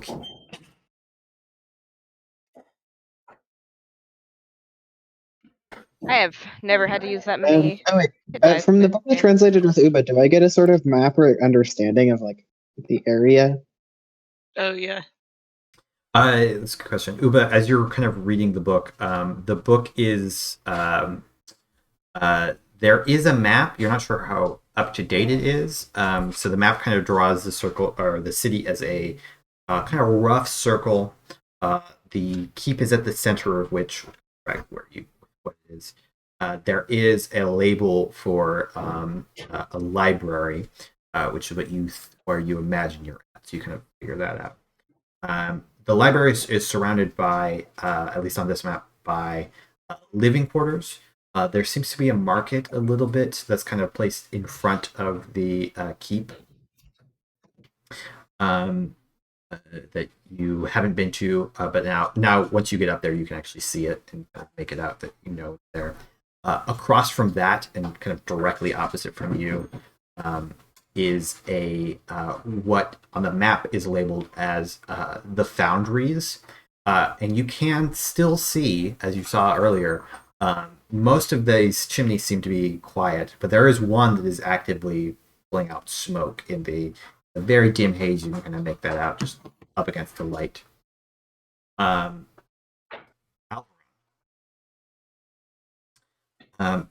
also say from the map to the north of you, there are, or at least there were, temple districts. You don't know what kind of shape that they're in currently. And this map also marks that north of the smithing district, there used to be barracks and mustering grounds. You also get like a rough layout. Again, you're not sure how up to date this map is, even in its time, or when the city was fallen. But you have a rough layout of like buildings and roads and stuff like that. But those are kind of big points that you note. You also know that there is the gate that you walked in is the main gate, the main exit into and out of the city. But there is a smaller bridge and gate on the opposite side from where you came in at. Those are the only two exits out of the platform on which not really platform, but we'll say spire upon which the city sits. All around that is a large pit that spans the distance and goes down about, according to this book, like 1,500, 2,000-ish feet or so. So certainly a scalable distance, but far enough that if you fell, would probably be lethal even for you guys.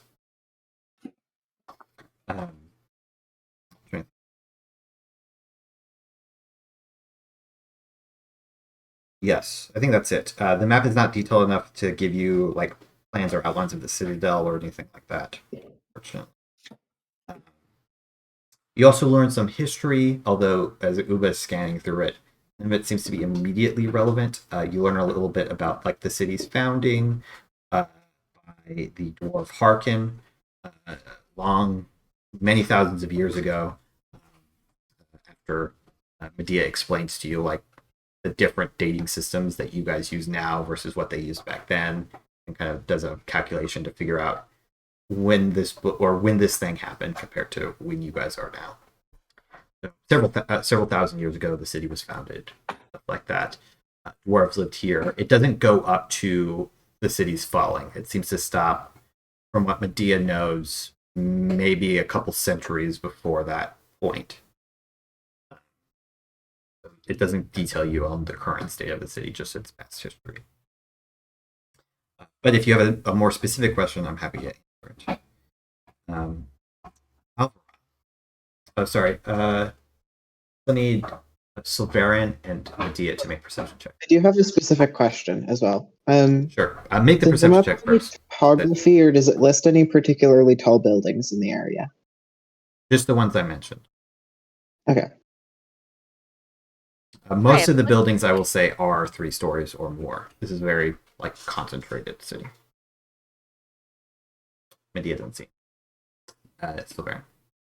I had to roll by hand, so That's okay. I also do not see anything.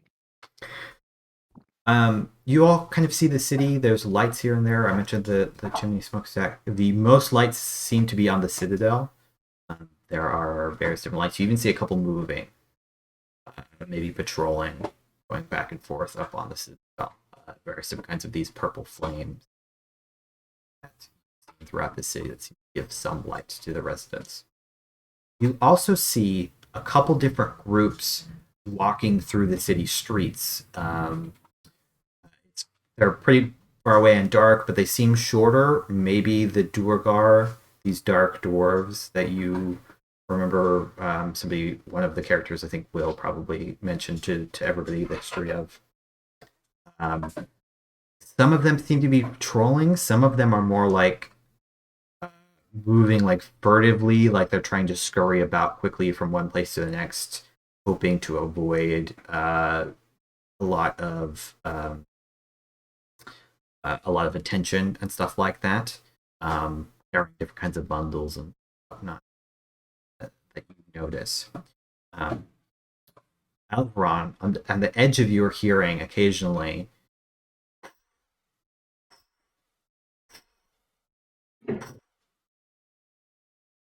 but it'll like fade out and come back before fading out. It never passes over you, but you think you hear something in the air above. You look around for it several times and see. Who has the true sight ability? I think it's on Sulveran. Is what we had. Yeah, Sulveran's got his own, but Also, Uba has never used it, but Uba has primeval awareness, which detects lots of things, including dragons. So I'm not sure if that would work on shadow dragons, but that's also an option. Okay, I definitely like mention it, and I don't see I'm not picking anything up, but maybe looking up with magical means, and I'll point in the direction that I can hear the swooping from. Sulveran will just look in the direction that you're indicating.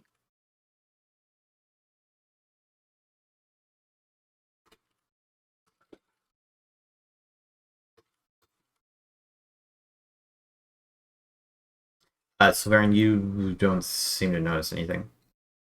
Okay. Sulveran just shakes his head solemnly at Alveron. What do you wish me to notice? Just sounds like wings beating, but I don't see anything. Uba will pipe up and says, if you have a minute to spare, I might be able to sense something. And we'll try primeval awareness.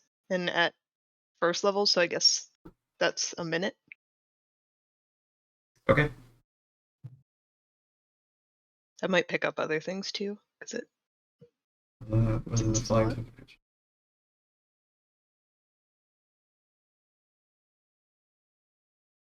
Uba's desperately all whispering are. at you all to like be quiet because they've never tried this before. They're trying to like meditate. Yeah, you spend a minute. Well, it only takes an action, right? But you spend that action talking through your own meditation. Okay. There are definitely fiends. What is your favorite terrain? I don't think we ever really talked about this. My Not the favorite Underdark. terrain. I think I actually made a decision towards the beginning. Let me check. Favorite terrain. Mountains. It doesn't apply here. You're too far under the mountain for it to count, unfortunately. You reach out. It's still within a mile, kind of like touching at the edge of your senses. You do feel that there are fiends within a mile of you. You're not sure. This particular feature doesn't tell you where or how many, although I would say you do detect the presence of certainly more than one. You also feel kind of at the very edges of this mile-long sense. There is a dragon, other than Kojin, creature in this area. Yeah, I think Uba kind of, after their minute of muttering to themselves, kind of snaps awake and says, There's also undead nearby, but again, you don't know how many. oh shit, okay. Uba says, so, as you probably expected, there are definitely fiends around here, but I also feel the presence of undead, and somewhere relatively close by, but still fairly far off, there's definitely a dragon down here.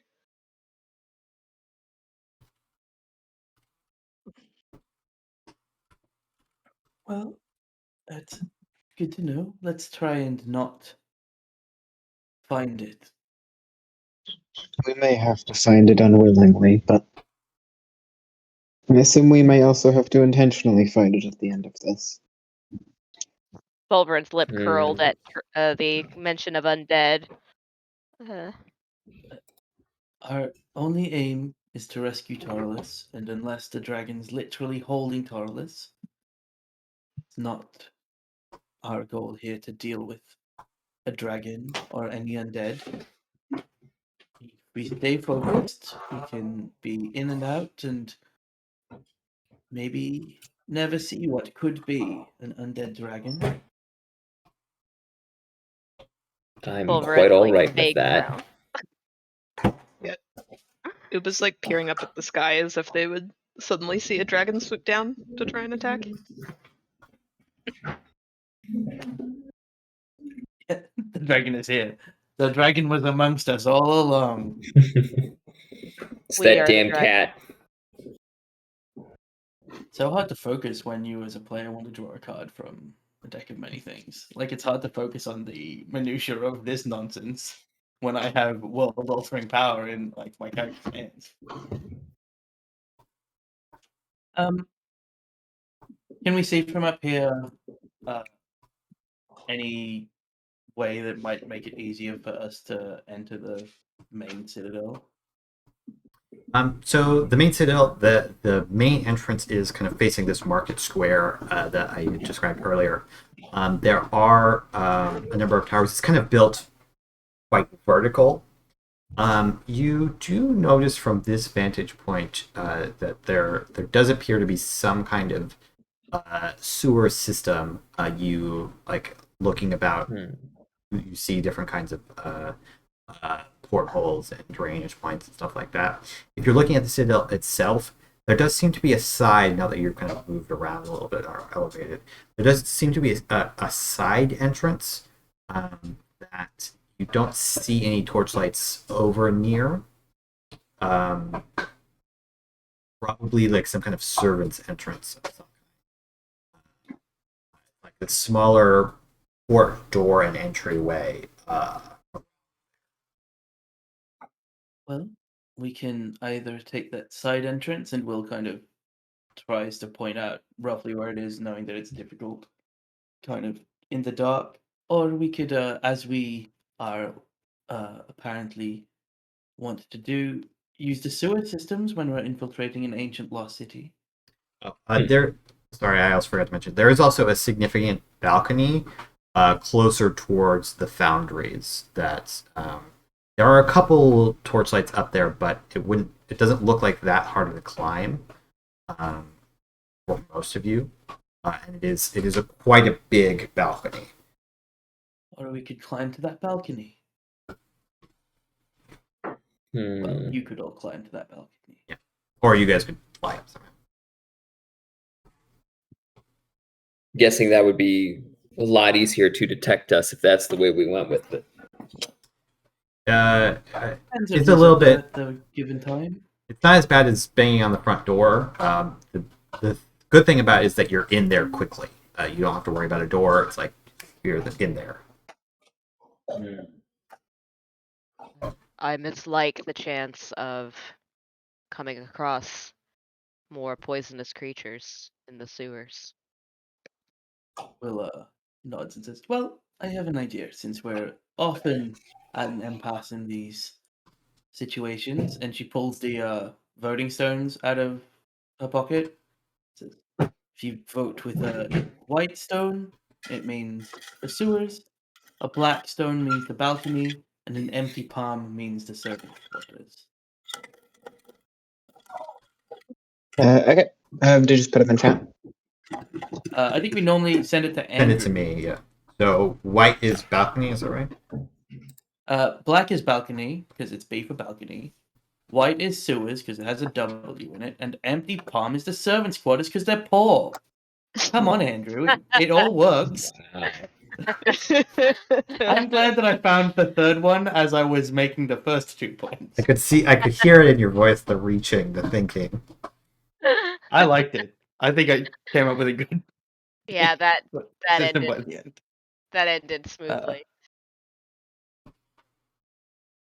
Also, we could just send you our option instead of telling you what we. No, I like the stones. Yeah, I like them, and we should use them more often to cut through half an hour of discussing. I like this that we're gonna take the sewers. mechanic. I think every time you bring out these stones to like break a tie, Sulveran just stares at Will before like collecting his stone. The near unanimous decision as you all hold up empty palms, save for Medea, who has a white token or a white stone, or the white side of the stone. Medea, who's least affected by needing to make saves against being poisoned. I just think it's safest. Well, I'm worried that there's out of character. I'm worried there's undead in the sewers. Like that's where I'd keep my undead if I was a demon. Were I a demon lord? Servants' quarters, I'm gonna be honest. Well, great. We can go and rest and relax in this luxurious vacation spot of Harkantor, and tomorrow reach the Citadel. I think you might keep your lockpicks handy, Alveron. Always ready. Great. I jump up.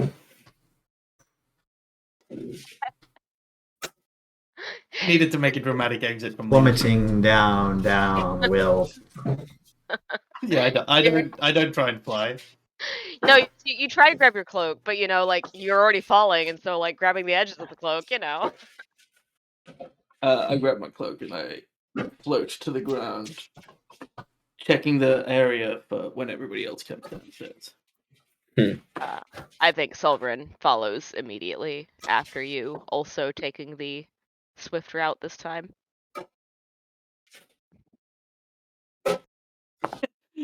You watch the 2 full casters just jump off the edge. Yeah, Uba, Bye, you're gonna have guys. to take the stairs now because there's no feather fall or fly options up here. Find your own way back, suckers.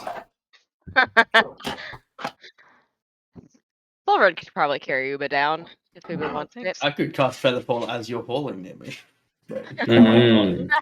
I Uba might just not have the spell slots left. Uba just jumps, assuming. You guys Well, they make did it. the rest of you make your way down entrance, meeting the others. So you guys were going to go back to the house, right? First. Yeah. You make your way back to the house, where you find you've been gone probably for like an hour and a half, 2 hours or so. By the time this is all done, you had the fight. You did a lot of searching and harvesting and resting. In that time, Old Bart has trapped the place pretty well, although they're watching and see you come and will kind of open the door. Cal has placed a number of enchantments to make the outside seem white and conspicuous, various kinds of illusions and stuff like that. And the door as well, it's only when you pass through the threshold that you actually see them inside and stuff. Although if you look in the windows and stuff, it's all been an illusion to just look like it's an empty building.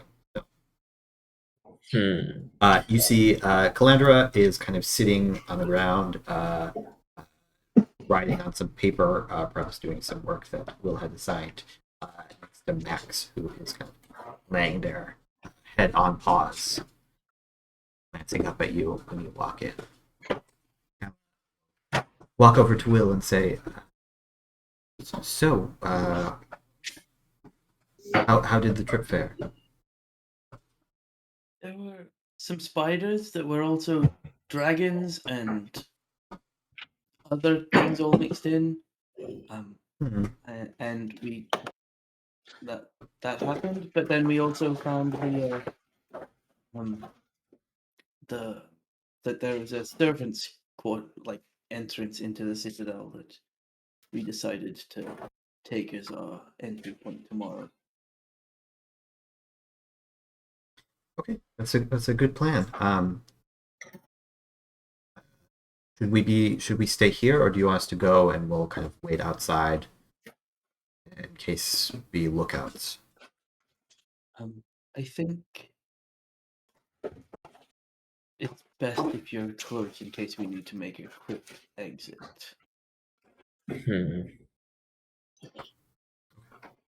We will be ready then.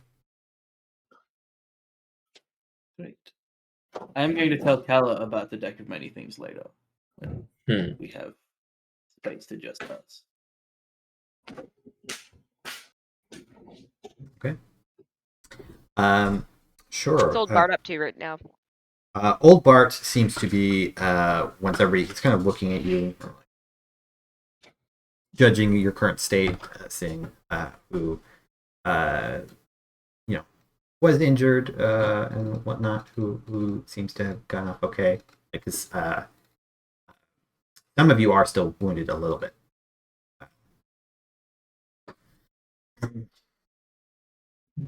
Well then, I suppose we'll be going in. I'll have my potions ready in case I follow after you. But he seems to just be kind of hanging out. He's got his sword out on his lap, just keeping watch, understanding that you guys are kind of resting now. He is going to be on watch for himself. So he's kind of sitting by the window on a chair, leaning back with the sword.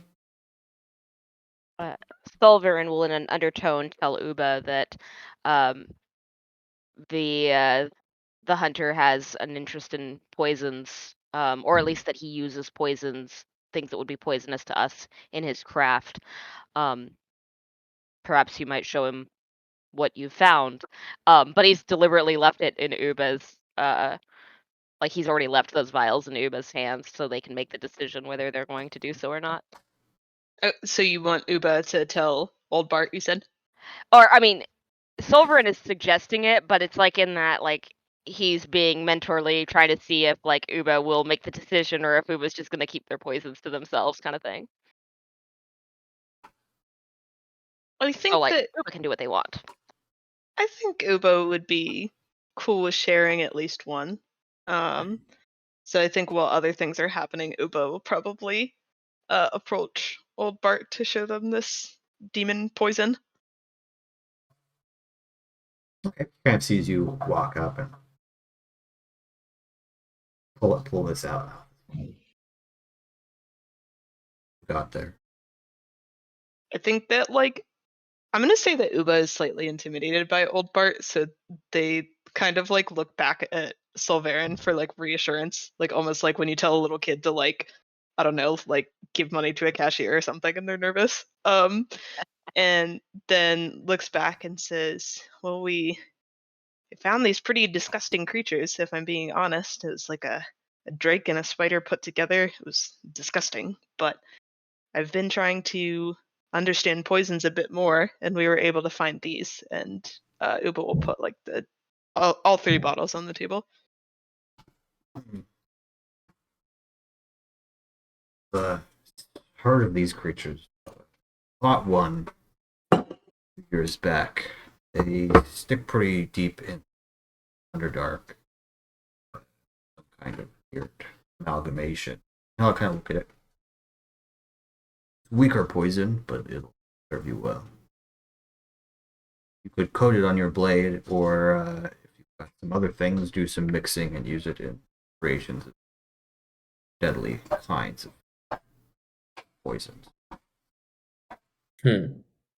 I think Uba's nodding along and is about to just kind of end the conversation because they're not the best conversationalists, but then says, "Would it maybe be useful for you?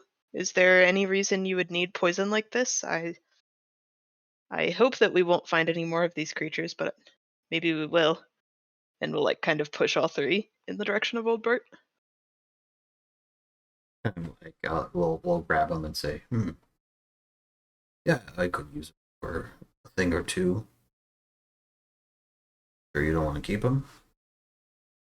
Uba looks sorely tempted at keeping them, but then says, perhaps we could trade. Maybe you tell me a bit more about what you could use these poisons for, and maybe show me if you decide to mix it with something, and you can keep all 3. Fair enough. He'll start to pull out a little bit his alchemy kit, begin to do some mixing. He kind of takes out basically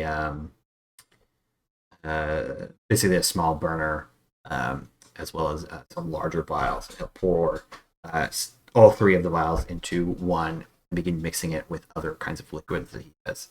And he'll kind of explain to you what each thing is and why he's doing it.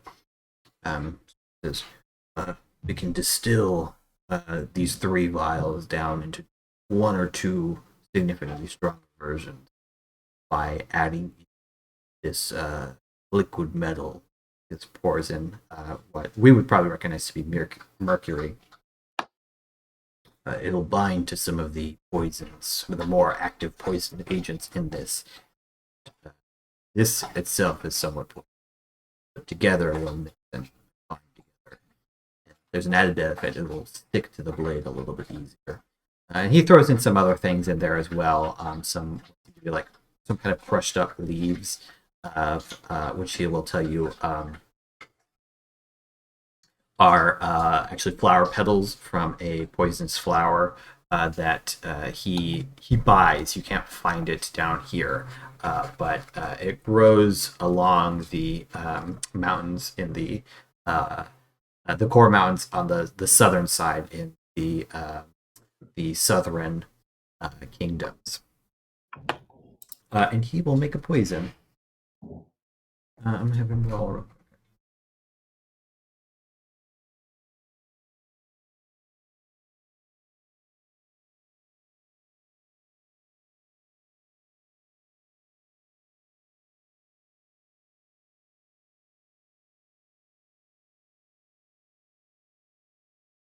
Everybody was so incredibly still for that last 30 seconds that I thought my connection had been lost. Like, oh no, what happened? Just saving up energy. Okay, so he rolled pretty well. He actually distills 2.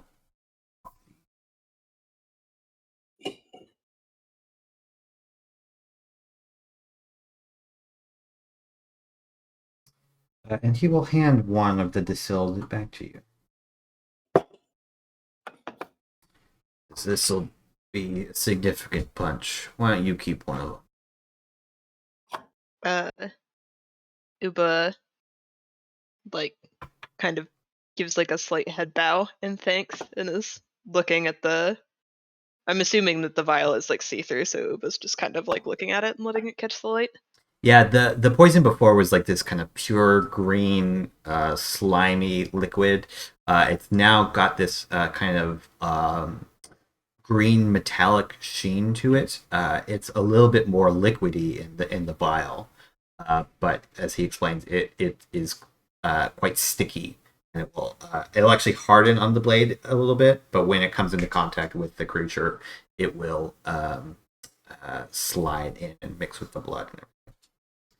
So he's turned this 2d6 poison into a 6d6 poison, DC 17. Damn. Not bad. Uba's learning an important lesson about sharing. The gigantic preschool teacher in the background has like gone off and done other things. I think every single time Uba has shared, it has gone well for them. Yeah, I think so. So hard though. You gotta give up things. Yeah. It's like, are you sure you're gonna get things back? I don't know. All right. I think with that, old Bart will he will converse with some of you. He's just kind of curious about the plan and stuff like that, but seems pretty happy to kind of keep watch and whatnot, so you all can get a more full rest possible. In this downtime, does anybody want to do anything or have any scenes? I don't know if Will wanted to role play out with Kayla to talk about the deck or anything like that. No, I just wanted to tell Kala that it exists. He suggests not pulling a card. All right. In that case, Will says, but the way in which the magic works is so different to anything else. You don't know the cards that even exist within the 7, and she like sprays the 7 out. This card is every card all at once because of the way the magic works, and then it magically can alter the entirety of the universe. Yes, that's why I think we shouldn't pull one right now. Maybe when we get back. Obviously, the decision to pull one would be terrible, but what we could learn from pulling one about the way that magic works on an intrinsic level in the universe, like one of these can just make a demon hate you. Like one of them can remove an event or add an event to history. It's like not one of these probably. I don't really know the card makeups, but very powerful. I'm happy to see you so enthused. It's a complicated arcane weaving, surely. I'll just give one to Uber, and Uber will draw it. Uber would support drawing one. I think as Will says that, Will realizes that that's an argument against drawing. Yeah, I think Cal just like gives you a look like, yes, Uba probably would support drawing one. All right. I'm going to give Kala the Deck of Wonders so that I don't have that temptation as Jack. Okay. Slides it in the sleeve. All right. Well, great. I'm going to walk off. Not upset at Kala for being reasonable, because Will normally has to do that. But I will also find anyone that is still injured, and I'll healing word to like catch a few of us in a bigger healing word. Medea, I think, is spending some downtime just reading through the Demon's Book again, trying to refresh their knowledge, and just also seeing if Alveron wants to like just go over like undersea demons. Yes, 100%. Undersea demons. Da, da, da, da. Is anyone else still injured? So I can cast this healing word. Yes. Are we long resting, by the way, here? That's what was my understanding. Yeah. Okay. Oh, okay. All right. I'll heal Alveron as well, because I get spell slots back, but not the other thing. It does.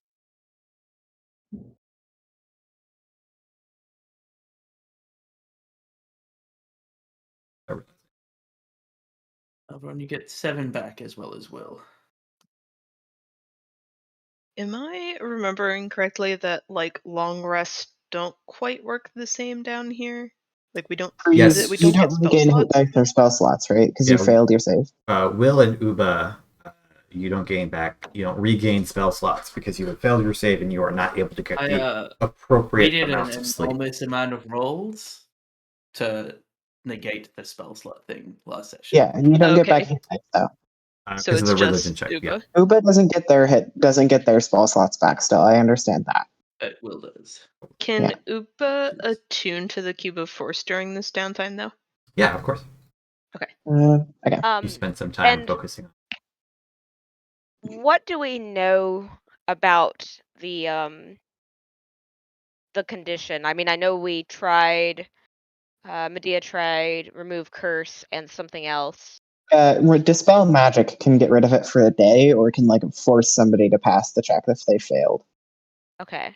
As far as I understand. So it's basically because the way it works is it's like a persistent building thing. So you can dispel it temporarily on a person to kind of somewhat reset the effect, but it still is lingering. And I mentioned several times the DCs are going to get harder every day that you're here. So the DC this time is actually going to be higher than it was last time. Okay. And are they Bart said taking that after levels? you pass enough of the checks, you're just done, right? Right. Though he seemed to suggest that if you were here that long, we've probably made a mistake. Oh, I had a question and I lost it. Oh, and are they taking levels of exhaustion as well after? Only if you Oh, yeah. fail a certain amount of times in a row, and are down here long resting, having failed a certain amount of times in a row. Because basically, it's not giving you the appropriate kinds of sleep that you would be getting for a long rest. That makes sense. So just for this point, Uba is not getting spell slots back, but other than that, nothing has changed. Correct. I'm gonna say that while people are sleeping, occasionally there will be like a slight shift or noise, and Uba will just wake up and like chuck a dagger at it, and then get up and retrieve the dagger and then go back to sleep. So they're only getting like maybe 30 to 45 minutes of sleep at a time. Kala is also kind of restless and not having, although they didn't use any spells this time around. But Will and Calla Not any wake up major and have spells. like 8 different conversations during the evening. Like, Yeah. where they're both, one of them's restlessness wakes the other one up and they start talking about something largely pointless. All right. So Yes. yeah, so I had wanted to ask. Nah, it's all right. Never mind. We're good. You sure? I wanted to ask about greater restoration on this condition. Greater Restoration will clear it for the day. It will not prevent you from having to make more saves, but it will just, if you spend a Greater Restoration, it will just straight up clear it. No, you don't have to make any roll or anything like that. It's just.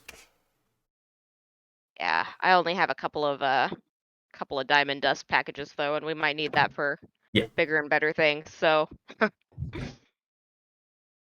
Sulveran sits there, like Sulveran is woken up by one of the times that Uba is like getting up restlessly walking around, and Sulveran is watching Uba in the darkness, kind of running his thumb over his ocarina, and then he just lays his head back down and stares at the ceiling before going back to sleep. You all pass what? I Sorry. I have one more thing. One of the times Will wakes up, I'm gonna spend the time to ritually cast Find Familiar, and Will like gets pulled back into that like Savannah plane dimension where Flax is, and kind of lets Flax go, and wanders for a while and out amongst like the dry plants curled up around some bones. I want to change her familiar to a snake that is now going to just wrap around her arm, and like Got lots of things wrapped essentially. into your Yeah, she like misses the spell cloth around her arm, so she has a snake now. Can I find a snake that has dark vision?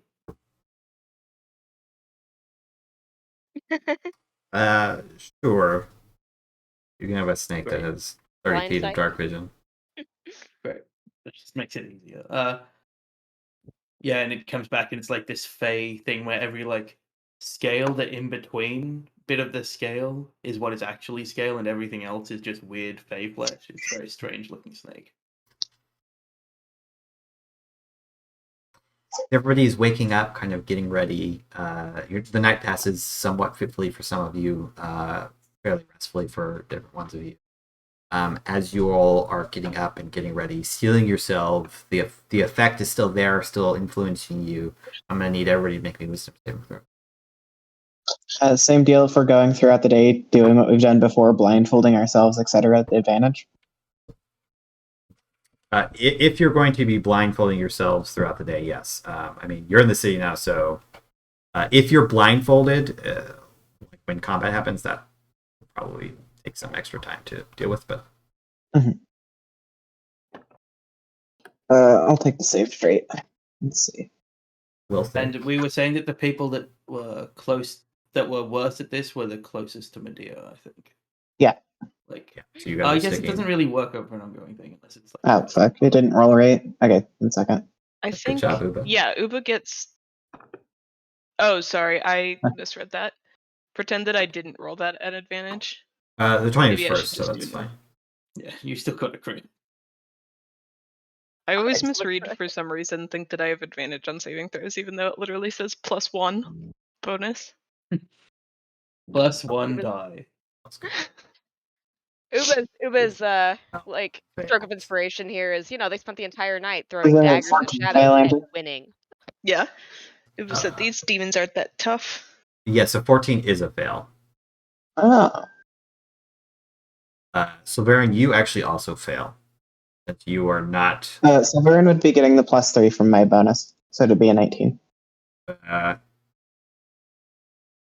No, I believe we had said that you're sticking closer to Uba and Alveron more so than anybody else. That's fair. I would only be able to get 2 people. I mean, Sulveran is, probably wandered off. It's over a long period of time as well. Only that you 10 have feet to is the stay problem. with people. So yeah, like if you're really going We to just huddle around crowd, Medea. then that will have implications on your stealth checks. But Okay, if yeah, you want that's to fine. really have like, because it's only 10 feet as well, so it's like your square and then the square. Yeah, around. no, that's Yeah. Sulveran's big. He probably doesn't lurk that close to Medea, so he Okay. takes that fail. I like the idea of Sulveran just peering out of the darkness. If you guys want to move and literally like shoulder to shoulder a crowd and all get the save, that's fine. But again, it'll just have implications on your ability to stealth and stuff like that. Because it is a long period of time that you're doing this over. Okay. I guess I'll roll for Calandra too. Man. Yeah, I mean, Calandra's a child. They've been here for a while. It's starting to get to them. Little baby. But they're sticking close to Will and trying to just fight it out. So, Should I do one for Kojin? Sure, why not? He doesn't get very much from wrists, but See. oh, Kojin's terrified. My snake gets pulled into this world immediately. Oppressive darkness is all around it. Nobody failed twice in a row though, which is good. Will and Uba saved this.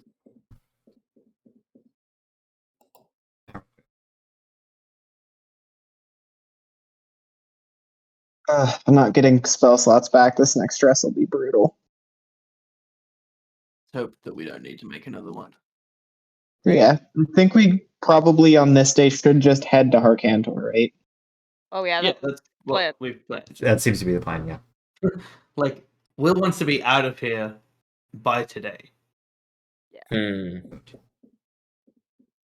I think Sulveran's loss of that wisdom save is, oh god, represented by the fact that also I like that Kojin has a 7 Wiz modifier. Kojin's wise as heck, man. Yeah.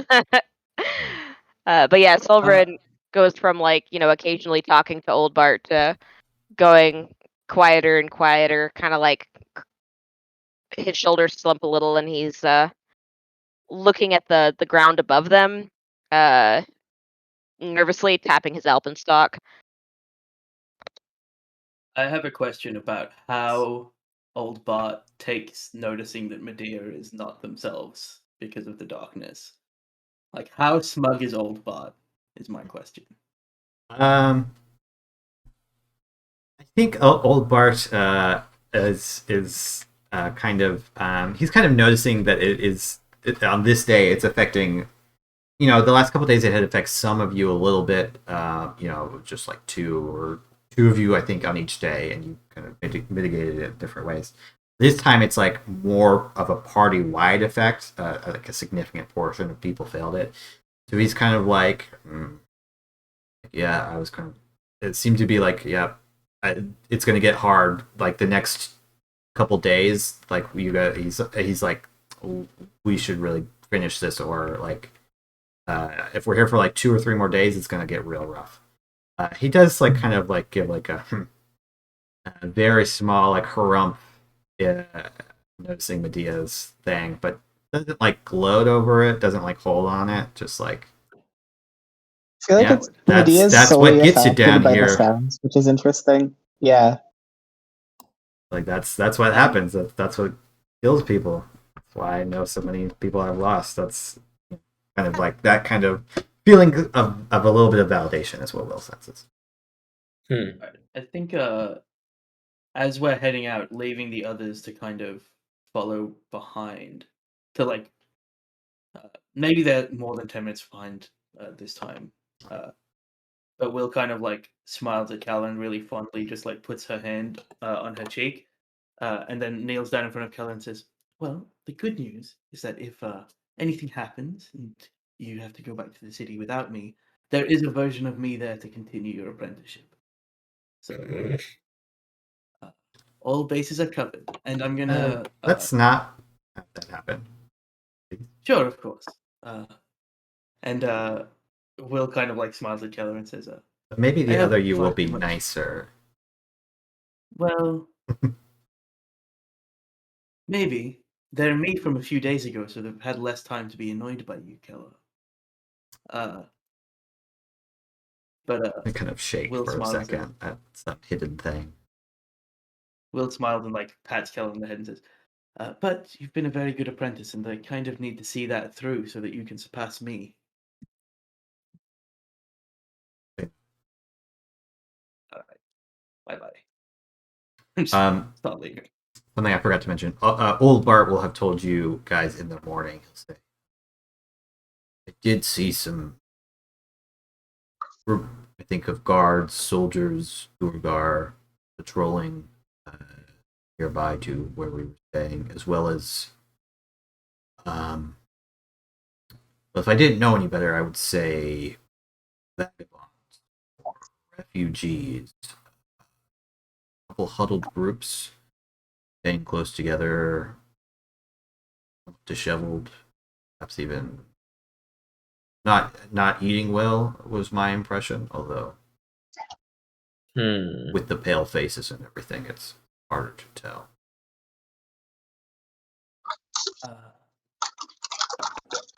Did Sulveran do locate objects the night before? Charlie messaged. Yeah, because I know that we had said that. I know that Bart had told us that we could do it in. Yeah, you could do locate object. The house, it's really more of like an apartment block. Is not within 1,000 feet of the Citadel. Okay, that's fair. Then he probably 1,000 feet is a lot, but like when you're in a city, it's surprisingly it's not a long that distance. much. Yeah, no, it's 2 foot. Yeah, it's. I just wasn't sure our location. That works. All right, let's go. Right. Can I get a group stealth check? And Uba, are you going to be doing Pass Without a Trace? Let me just check on my spell slots. Yeah, I will. It does take one, but it's probably worth it with this group. So Medea, you actually rolled a 20.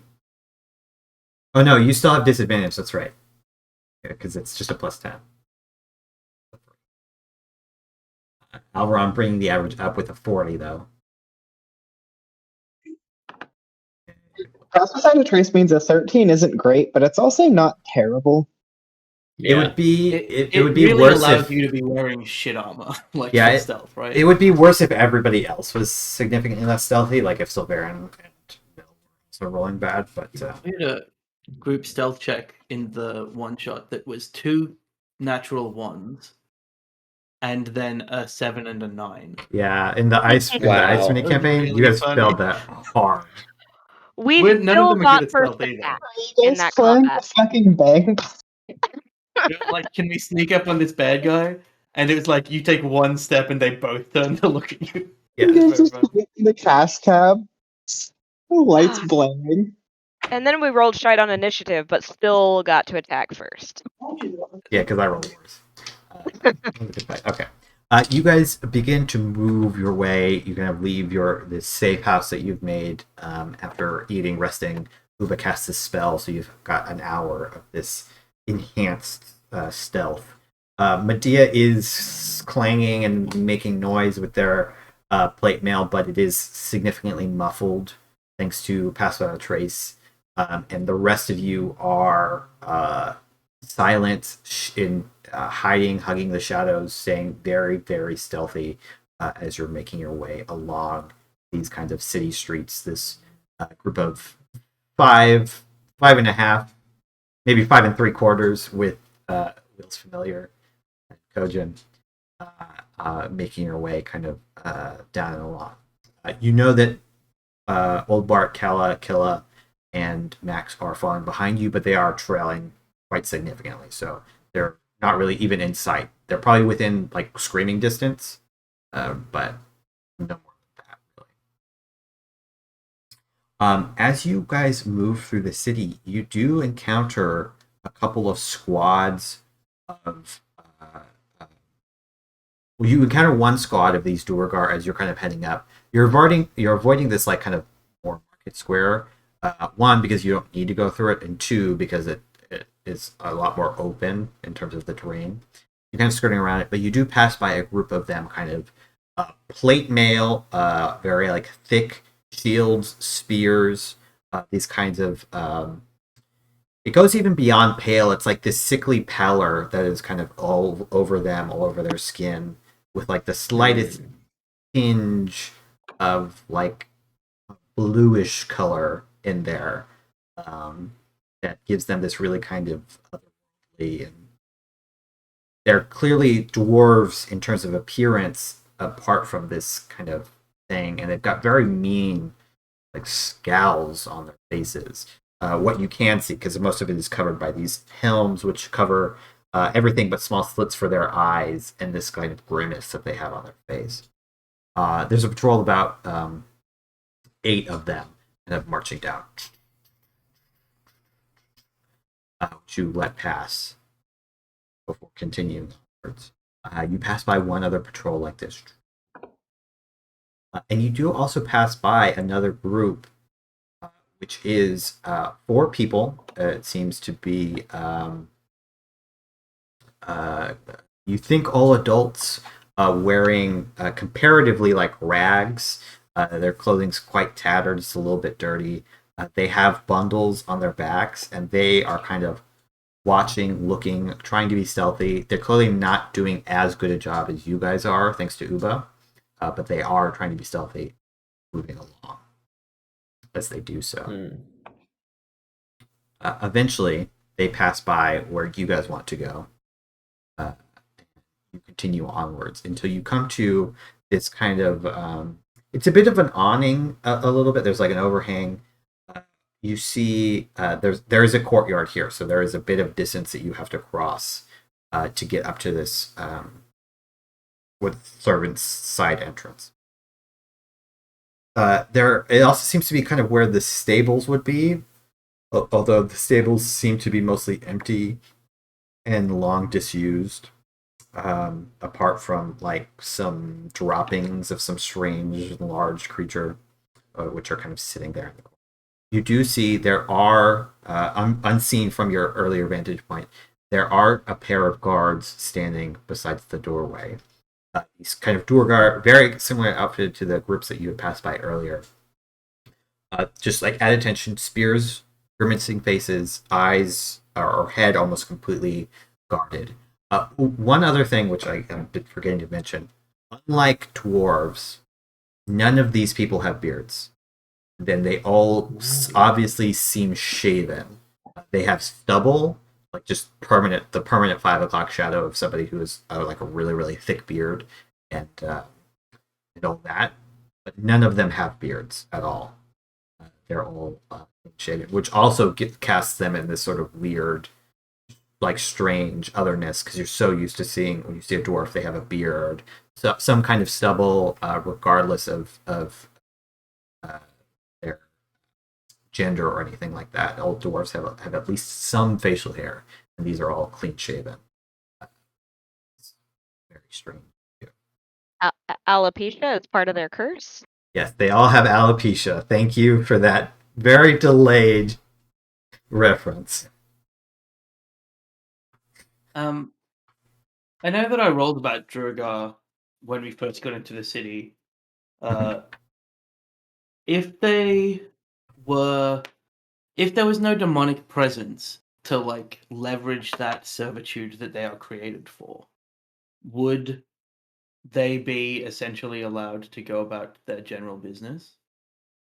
Or would they try and find a demon to serve under? Can I make another one? Make another one. I'll tell you from the history check that you had rolled earlier.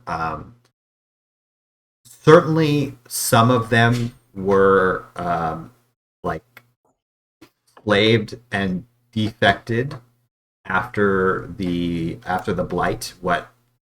Which ones survived? Some of them were reintegrated into dwarven society as best as they could be, although they seem to have been affected by somewhat shorter lifespans, and they didn't really kind of like. They seem to be, for some reason, they couldn't produce offspring. And they said that this was part of their curse. So any of the Duergar who, like after the blight, gave themselves up, turned themselves in, or had deserted during and were spared, eventually passed away and out of memory.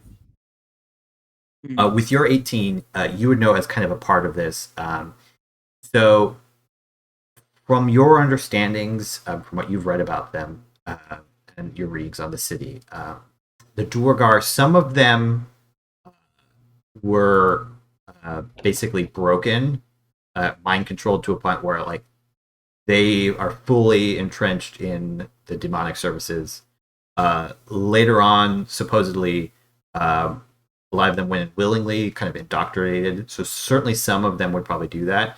But they're from what was gathered after the blight by a few historians who like, actively thought to record this, was that for the most part the Duergar were just enslaved and had this curse placed upon them. It did not inherently make them evil necessarily, although many of them chose to serve afterwards. So there's two of them flanking this door. I think Will turns to the others and says, maybe we can try and convince the Duergar that they can have more control of the city if they let us in to disrupt the demonic powers that be. It doesn't seem like they're living free lives that they would like to, from what we've seen.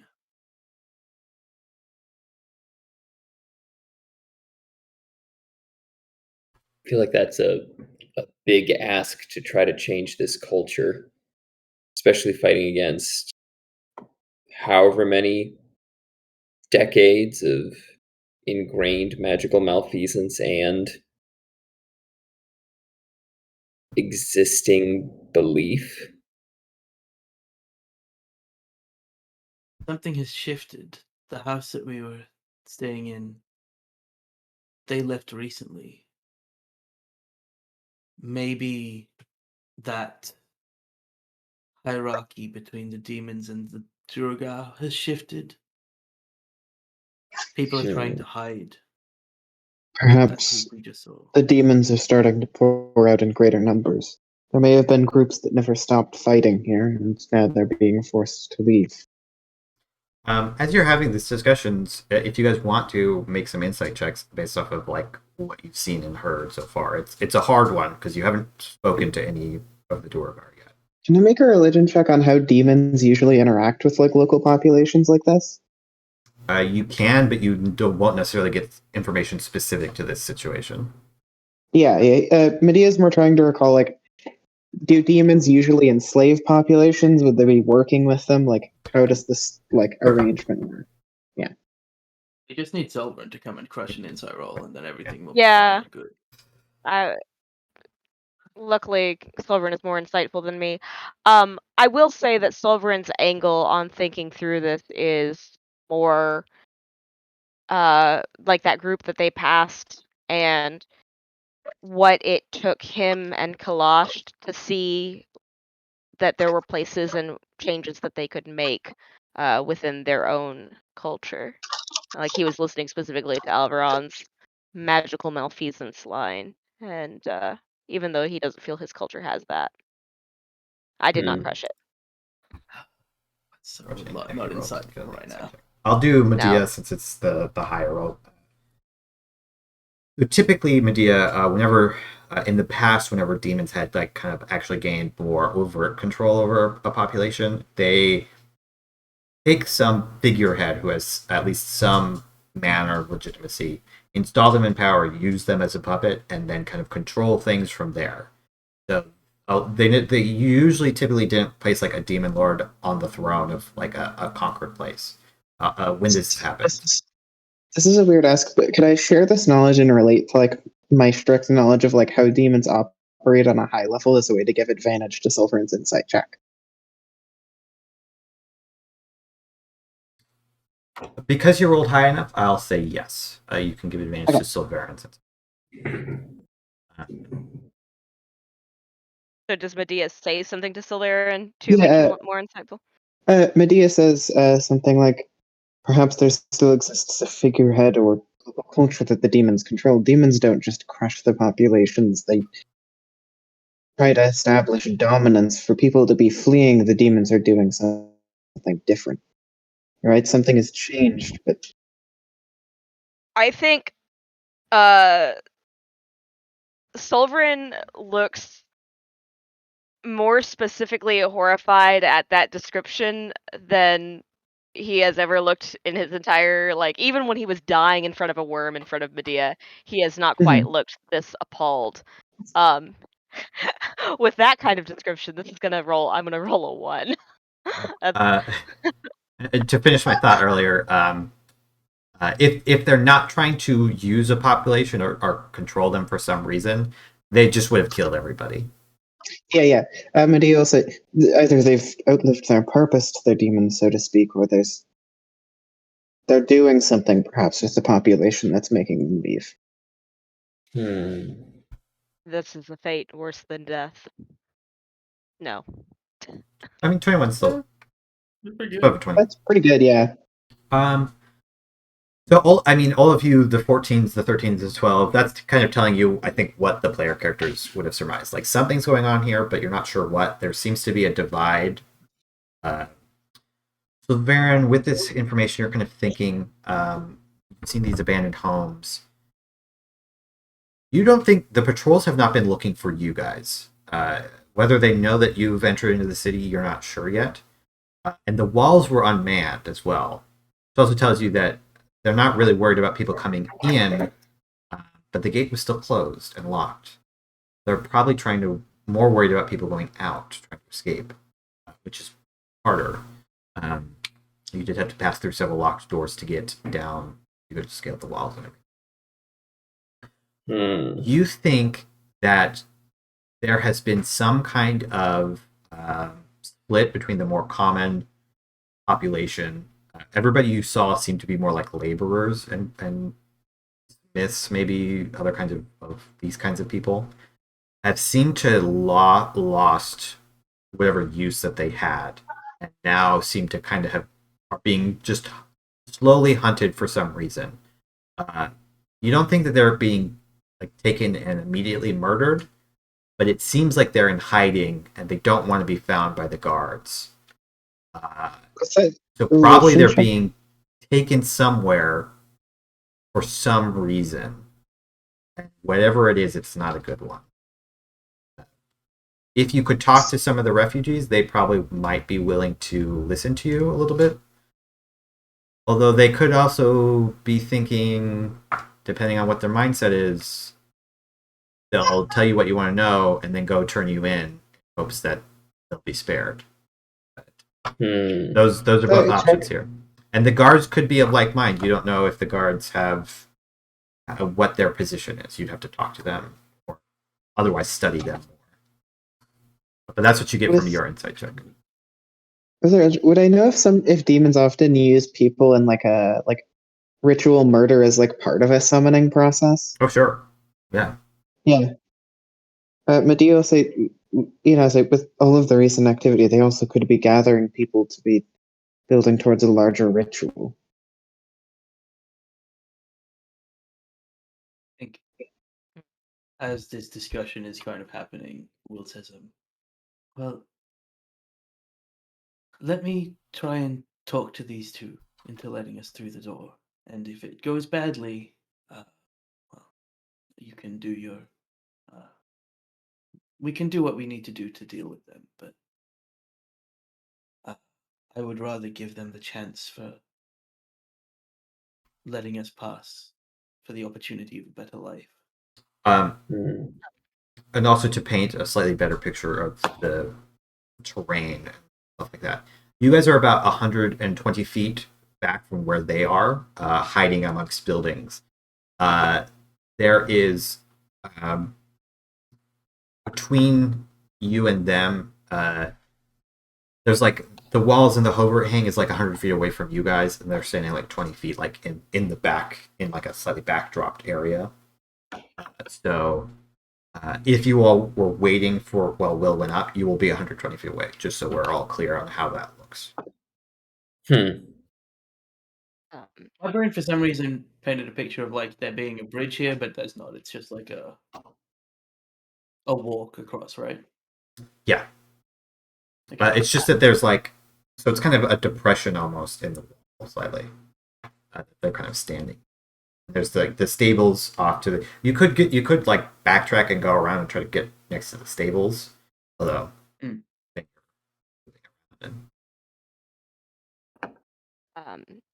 it probably won't last long enough because of just the timing of it, and Sulveran isn't suited to go join Will. But for mostly for Sulveran's sake, almost, he does cast guidance on Will before they step across, and the way he does it is he's just running his fingers rhythmically across the alpenstock that Andrew described once as him as having like a familiar presence to it. And he doesn't invoke Mordain at all. He just taps Will's shoulder before she steps off. I think as Will is heading across, she'll cast, what's it called? Sea beacons to kind of dot her path forward with light to announce that she is like they're very, very dim lights, but for the things that are like out here, they'll be able to see that there's like these little dots of light that she walks through. And she's walking really slowly. She's not even at full movement as she just wanders towards them, trying to be as like non-threatening as possible. They don't seem to really like even notice the lights at first or anything like that. It takes them a second. strange lights perhaps is just not something that unnerves them. But as they start to see you move as you start to approach slowly, like they kind of one of them is like looking because it is still a bit of a distance, though they have dark vision. It is dark down here. But eventually, you kind of they pass on the light. I forget. Are you particularly tall for a human? You're short. Yeah, towards 6 foot. Like Okay, that's what I thought. just maybe I think 6 foot exactly for Liz. Yeah. And she has a bundle of cloth on her head at the moment. And there's this the moment where they're like trying to figure out, see like one of them turns to the other, and like, they have a quick discussion. You can't hear it; it's lost because of how far you are. But eventually, they both turn back, and once you're about 60 feet out or so, and like in clear view for them, they one of them, the one on your left, says, "Halt! Who are you?" Will stops and says, I'm Willow. I'm traveling down here looking for someone. But I've noticed that your people are fleeing and trying to find new places to hide. They kind of glance at each other again. They'll start to. They slowly. They're not like charging you, but they're start to move forward to kind of cross into like that. They're basically like trying to go half the distance from where you're at, so they're like 30 feet away from you. Yeah, Will stays where she is. They've got their. These are really pikes. They've got pikes out, like kind of threatening a little bit. Let's say.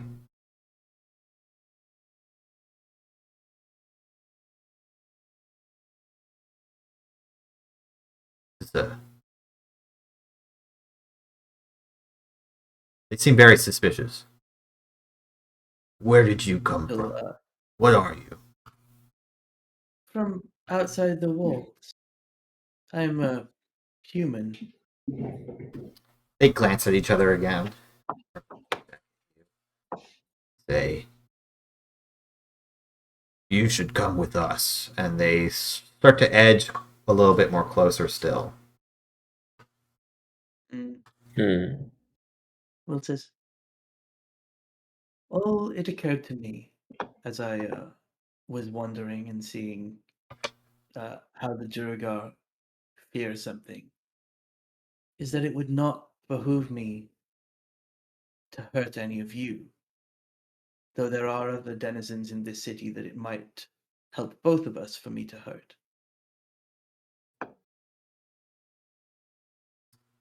They slow their edging forward slightly, and they look at you and they say,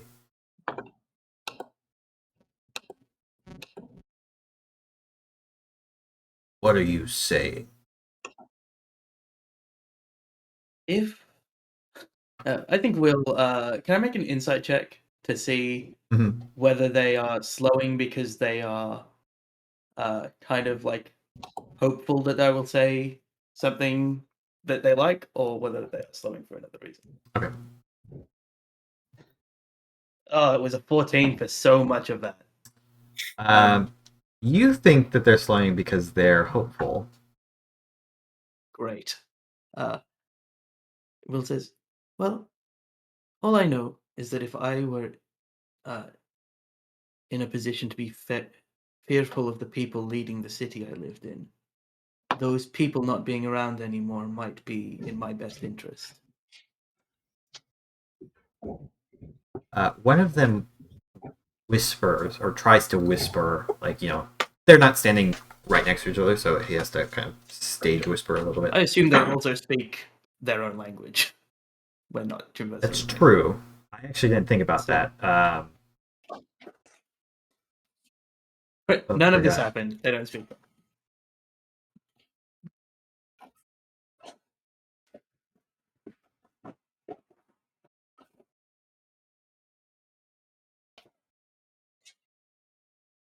I think these would speak.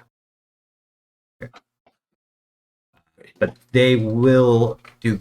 They'll speak common to you, anyways. But they will do their exchanges in their own a form of dwarvish. Makes sense. So you don't hear it, or you do hear bits and pieces maybe with your passive perception isn't bad, but you don't understand what they're saying. They turn to you and say, "We are loyal to Lord Zakat, if that's what you are implying." I think Will kind of edges towards the fact that this is not going that well at the moment. For like that, if they are loyal, then there's no real thing to disrupt them. But will essentially make one last attempt to persuade them by saying, "Sure, but loyalty to a lord who is removed is unnecessary." Okay, make a persuasion check. I have guidance. You do have guidance. I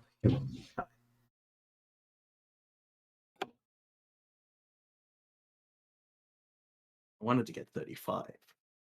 Okay. They glance at each other again and say,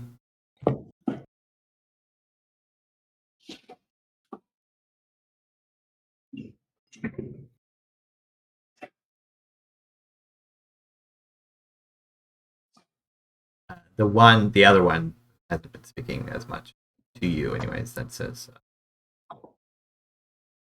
"How can we know you're telling the truth?"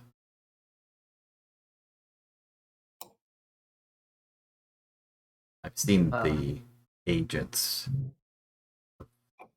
of Zakan. Many magics. I think Will smiles slightly and says, "Well, all I'm asking of you is to let us through that door." But kind of thinks if there's anything that she can offer at all to be like, this is something of value. I don't have anything of value because I give it all away. Could have given them the deck of many things. That would have been so funny. Oh my god. There, you want this magic deck? Pull a card. I can offer you nothing to prove that I'm not telling the truth, just as I have to choose to trust you that you won't immediately turn us in. And I will hit the us to note that there is more than just me, as like an attempt to offer them more information than they had. They kind of start to try to look beyond you and say, "What others are there?" Well, I wouldn't come to this place alone, particularly knowing the kind of person that your lords are. They're around, and Will like gestures in the wrong direction. They peer out that way, but obviously don't see anything since you pointed in the wrong direction.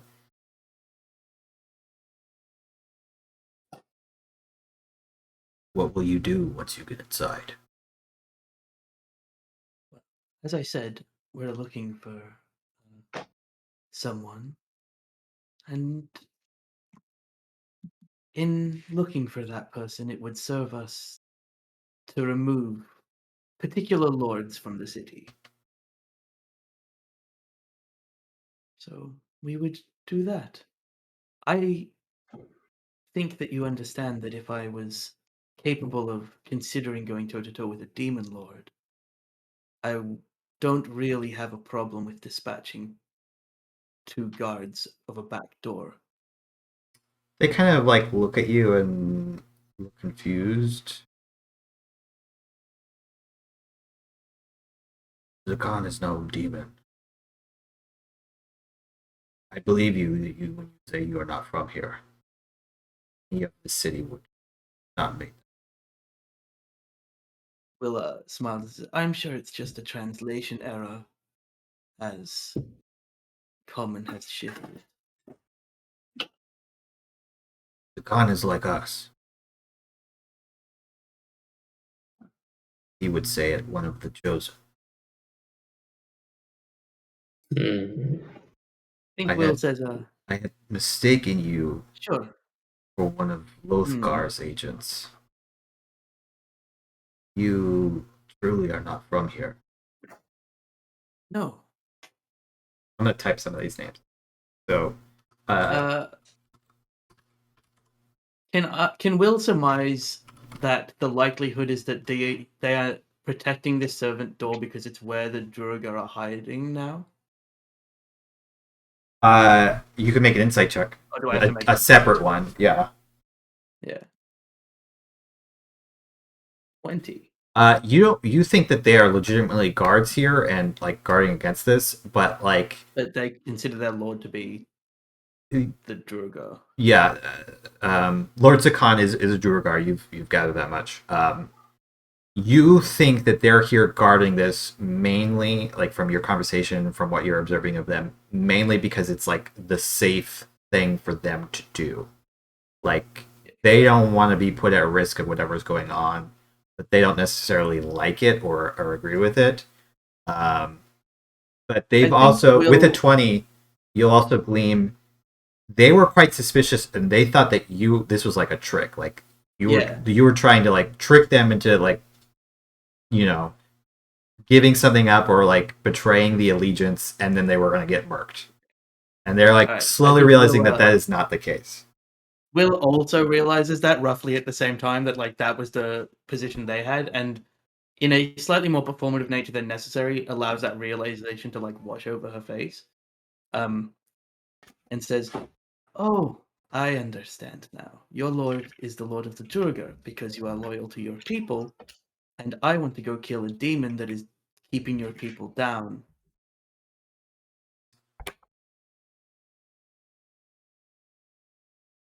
Kind of glances around then, like kind of realizing that you're a little bit in the open. He says, "Why don't you come closer?"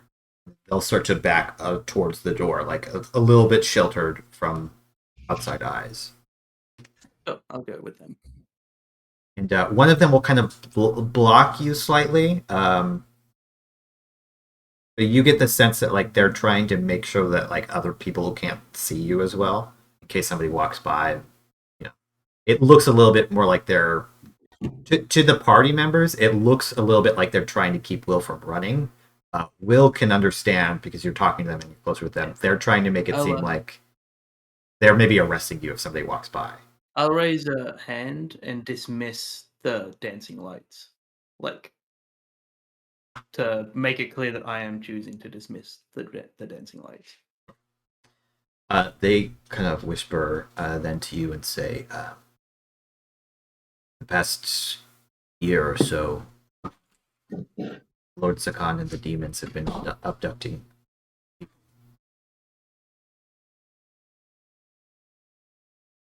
He is a fanatic. If you are going in there, I suggest that you kill him. Kind of looks at you again and says, "I'm not sure how many you have with you. To storm the keep, you might need more allies. You may wish to seek out Lothgar. He is in the foundries. But if you wish to pass through, we will let you." In service of all of the people that are dying and needed to end this, Will nods and says, all right. I think meeting Lothgar is a good idea. While we are capable, with what we know of the Duergar, I would rather protect your people while we're here. And what was the last thing they said? I'm forgetting. I think the last thing I had said was, if you're going to storm the keep and you might need more people, and to seek out Lothgar in the foundries. Sure. Can you give us some kind of introduction to Lothgar so we don't have to go through this awkward subterfuge the next time?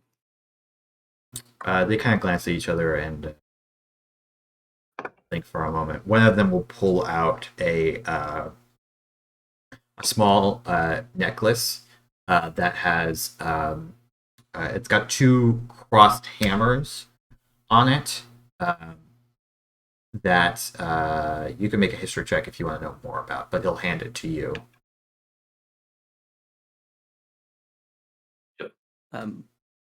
Will nods and says, "Well, I will go speak with your lord." And kind of unrolls her sleeve, and the snake, like that she's been seeing through this time, kind of looks out, and she says, "We will be back, and we will work something out." She's like trying to process the extra layer of there being like this actual resistance that we can use, and I'll head back to the party. They'll also say there are different guards. We are here for most of the day. Our day. Of Harkin. Come when we are here, and we will let you in. Will nods. I head back to the party. I explain all. Okay. As you Will finishes explaining this to everybody, you guys maybe are thinking about what you want to do. We are going to end the session there. Pick up with. I'll kind of probably talk to you guys between to figure out what the game plan is. But thank you all for playing. Thanks everybody who was watching. It was a fun session. It was a little loopy in the middle there, but we got through it. And I like that roleplay at the end. That was good. We will be back here next week for more of the Imris Saga. See you all next time.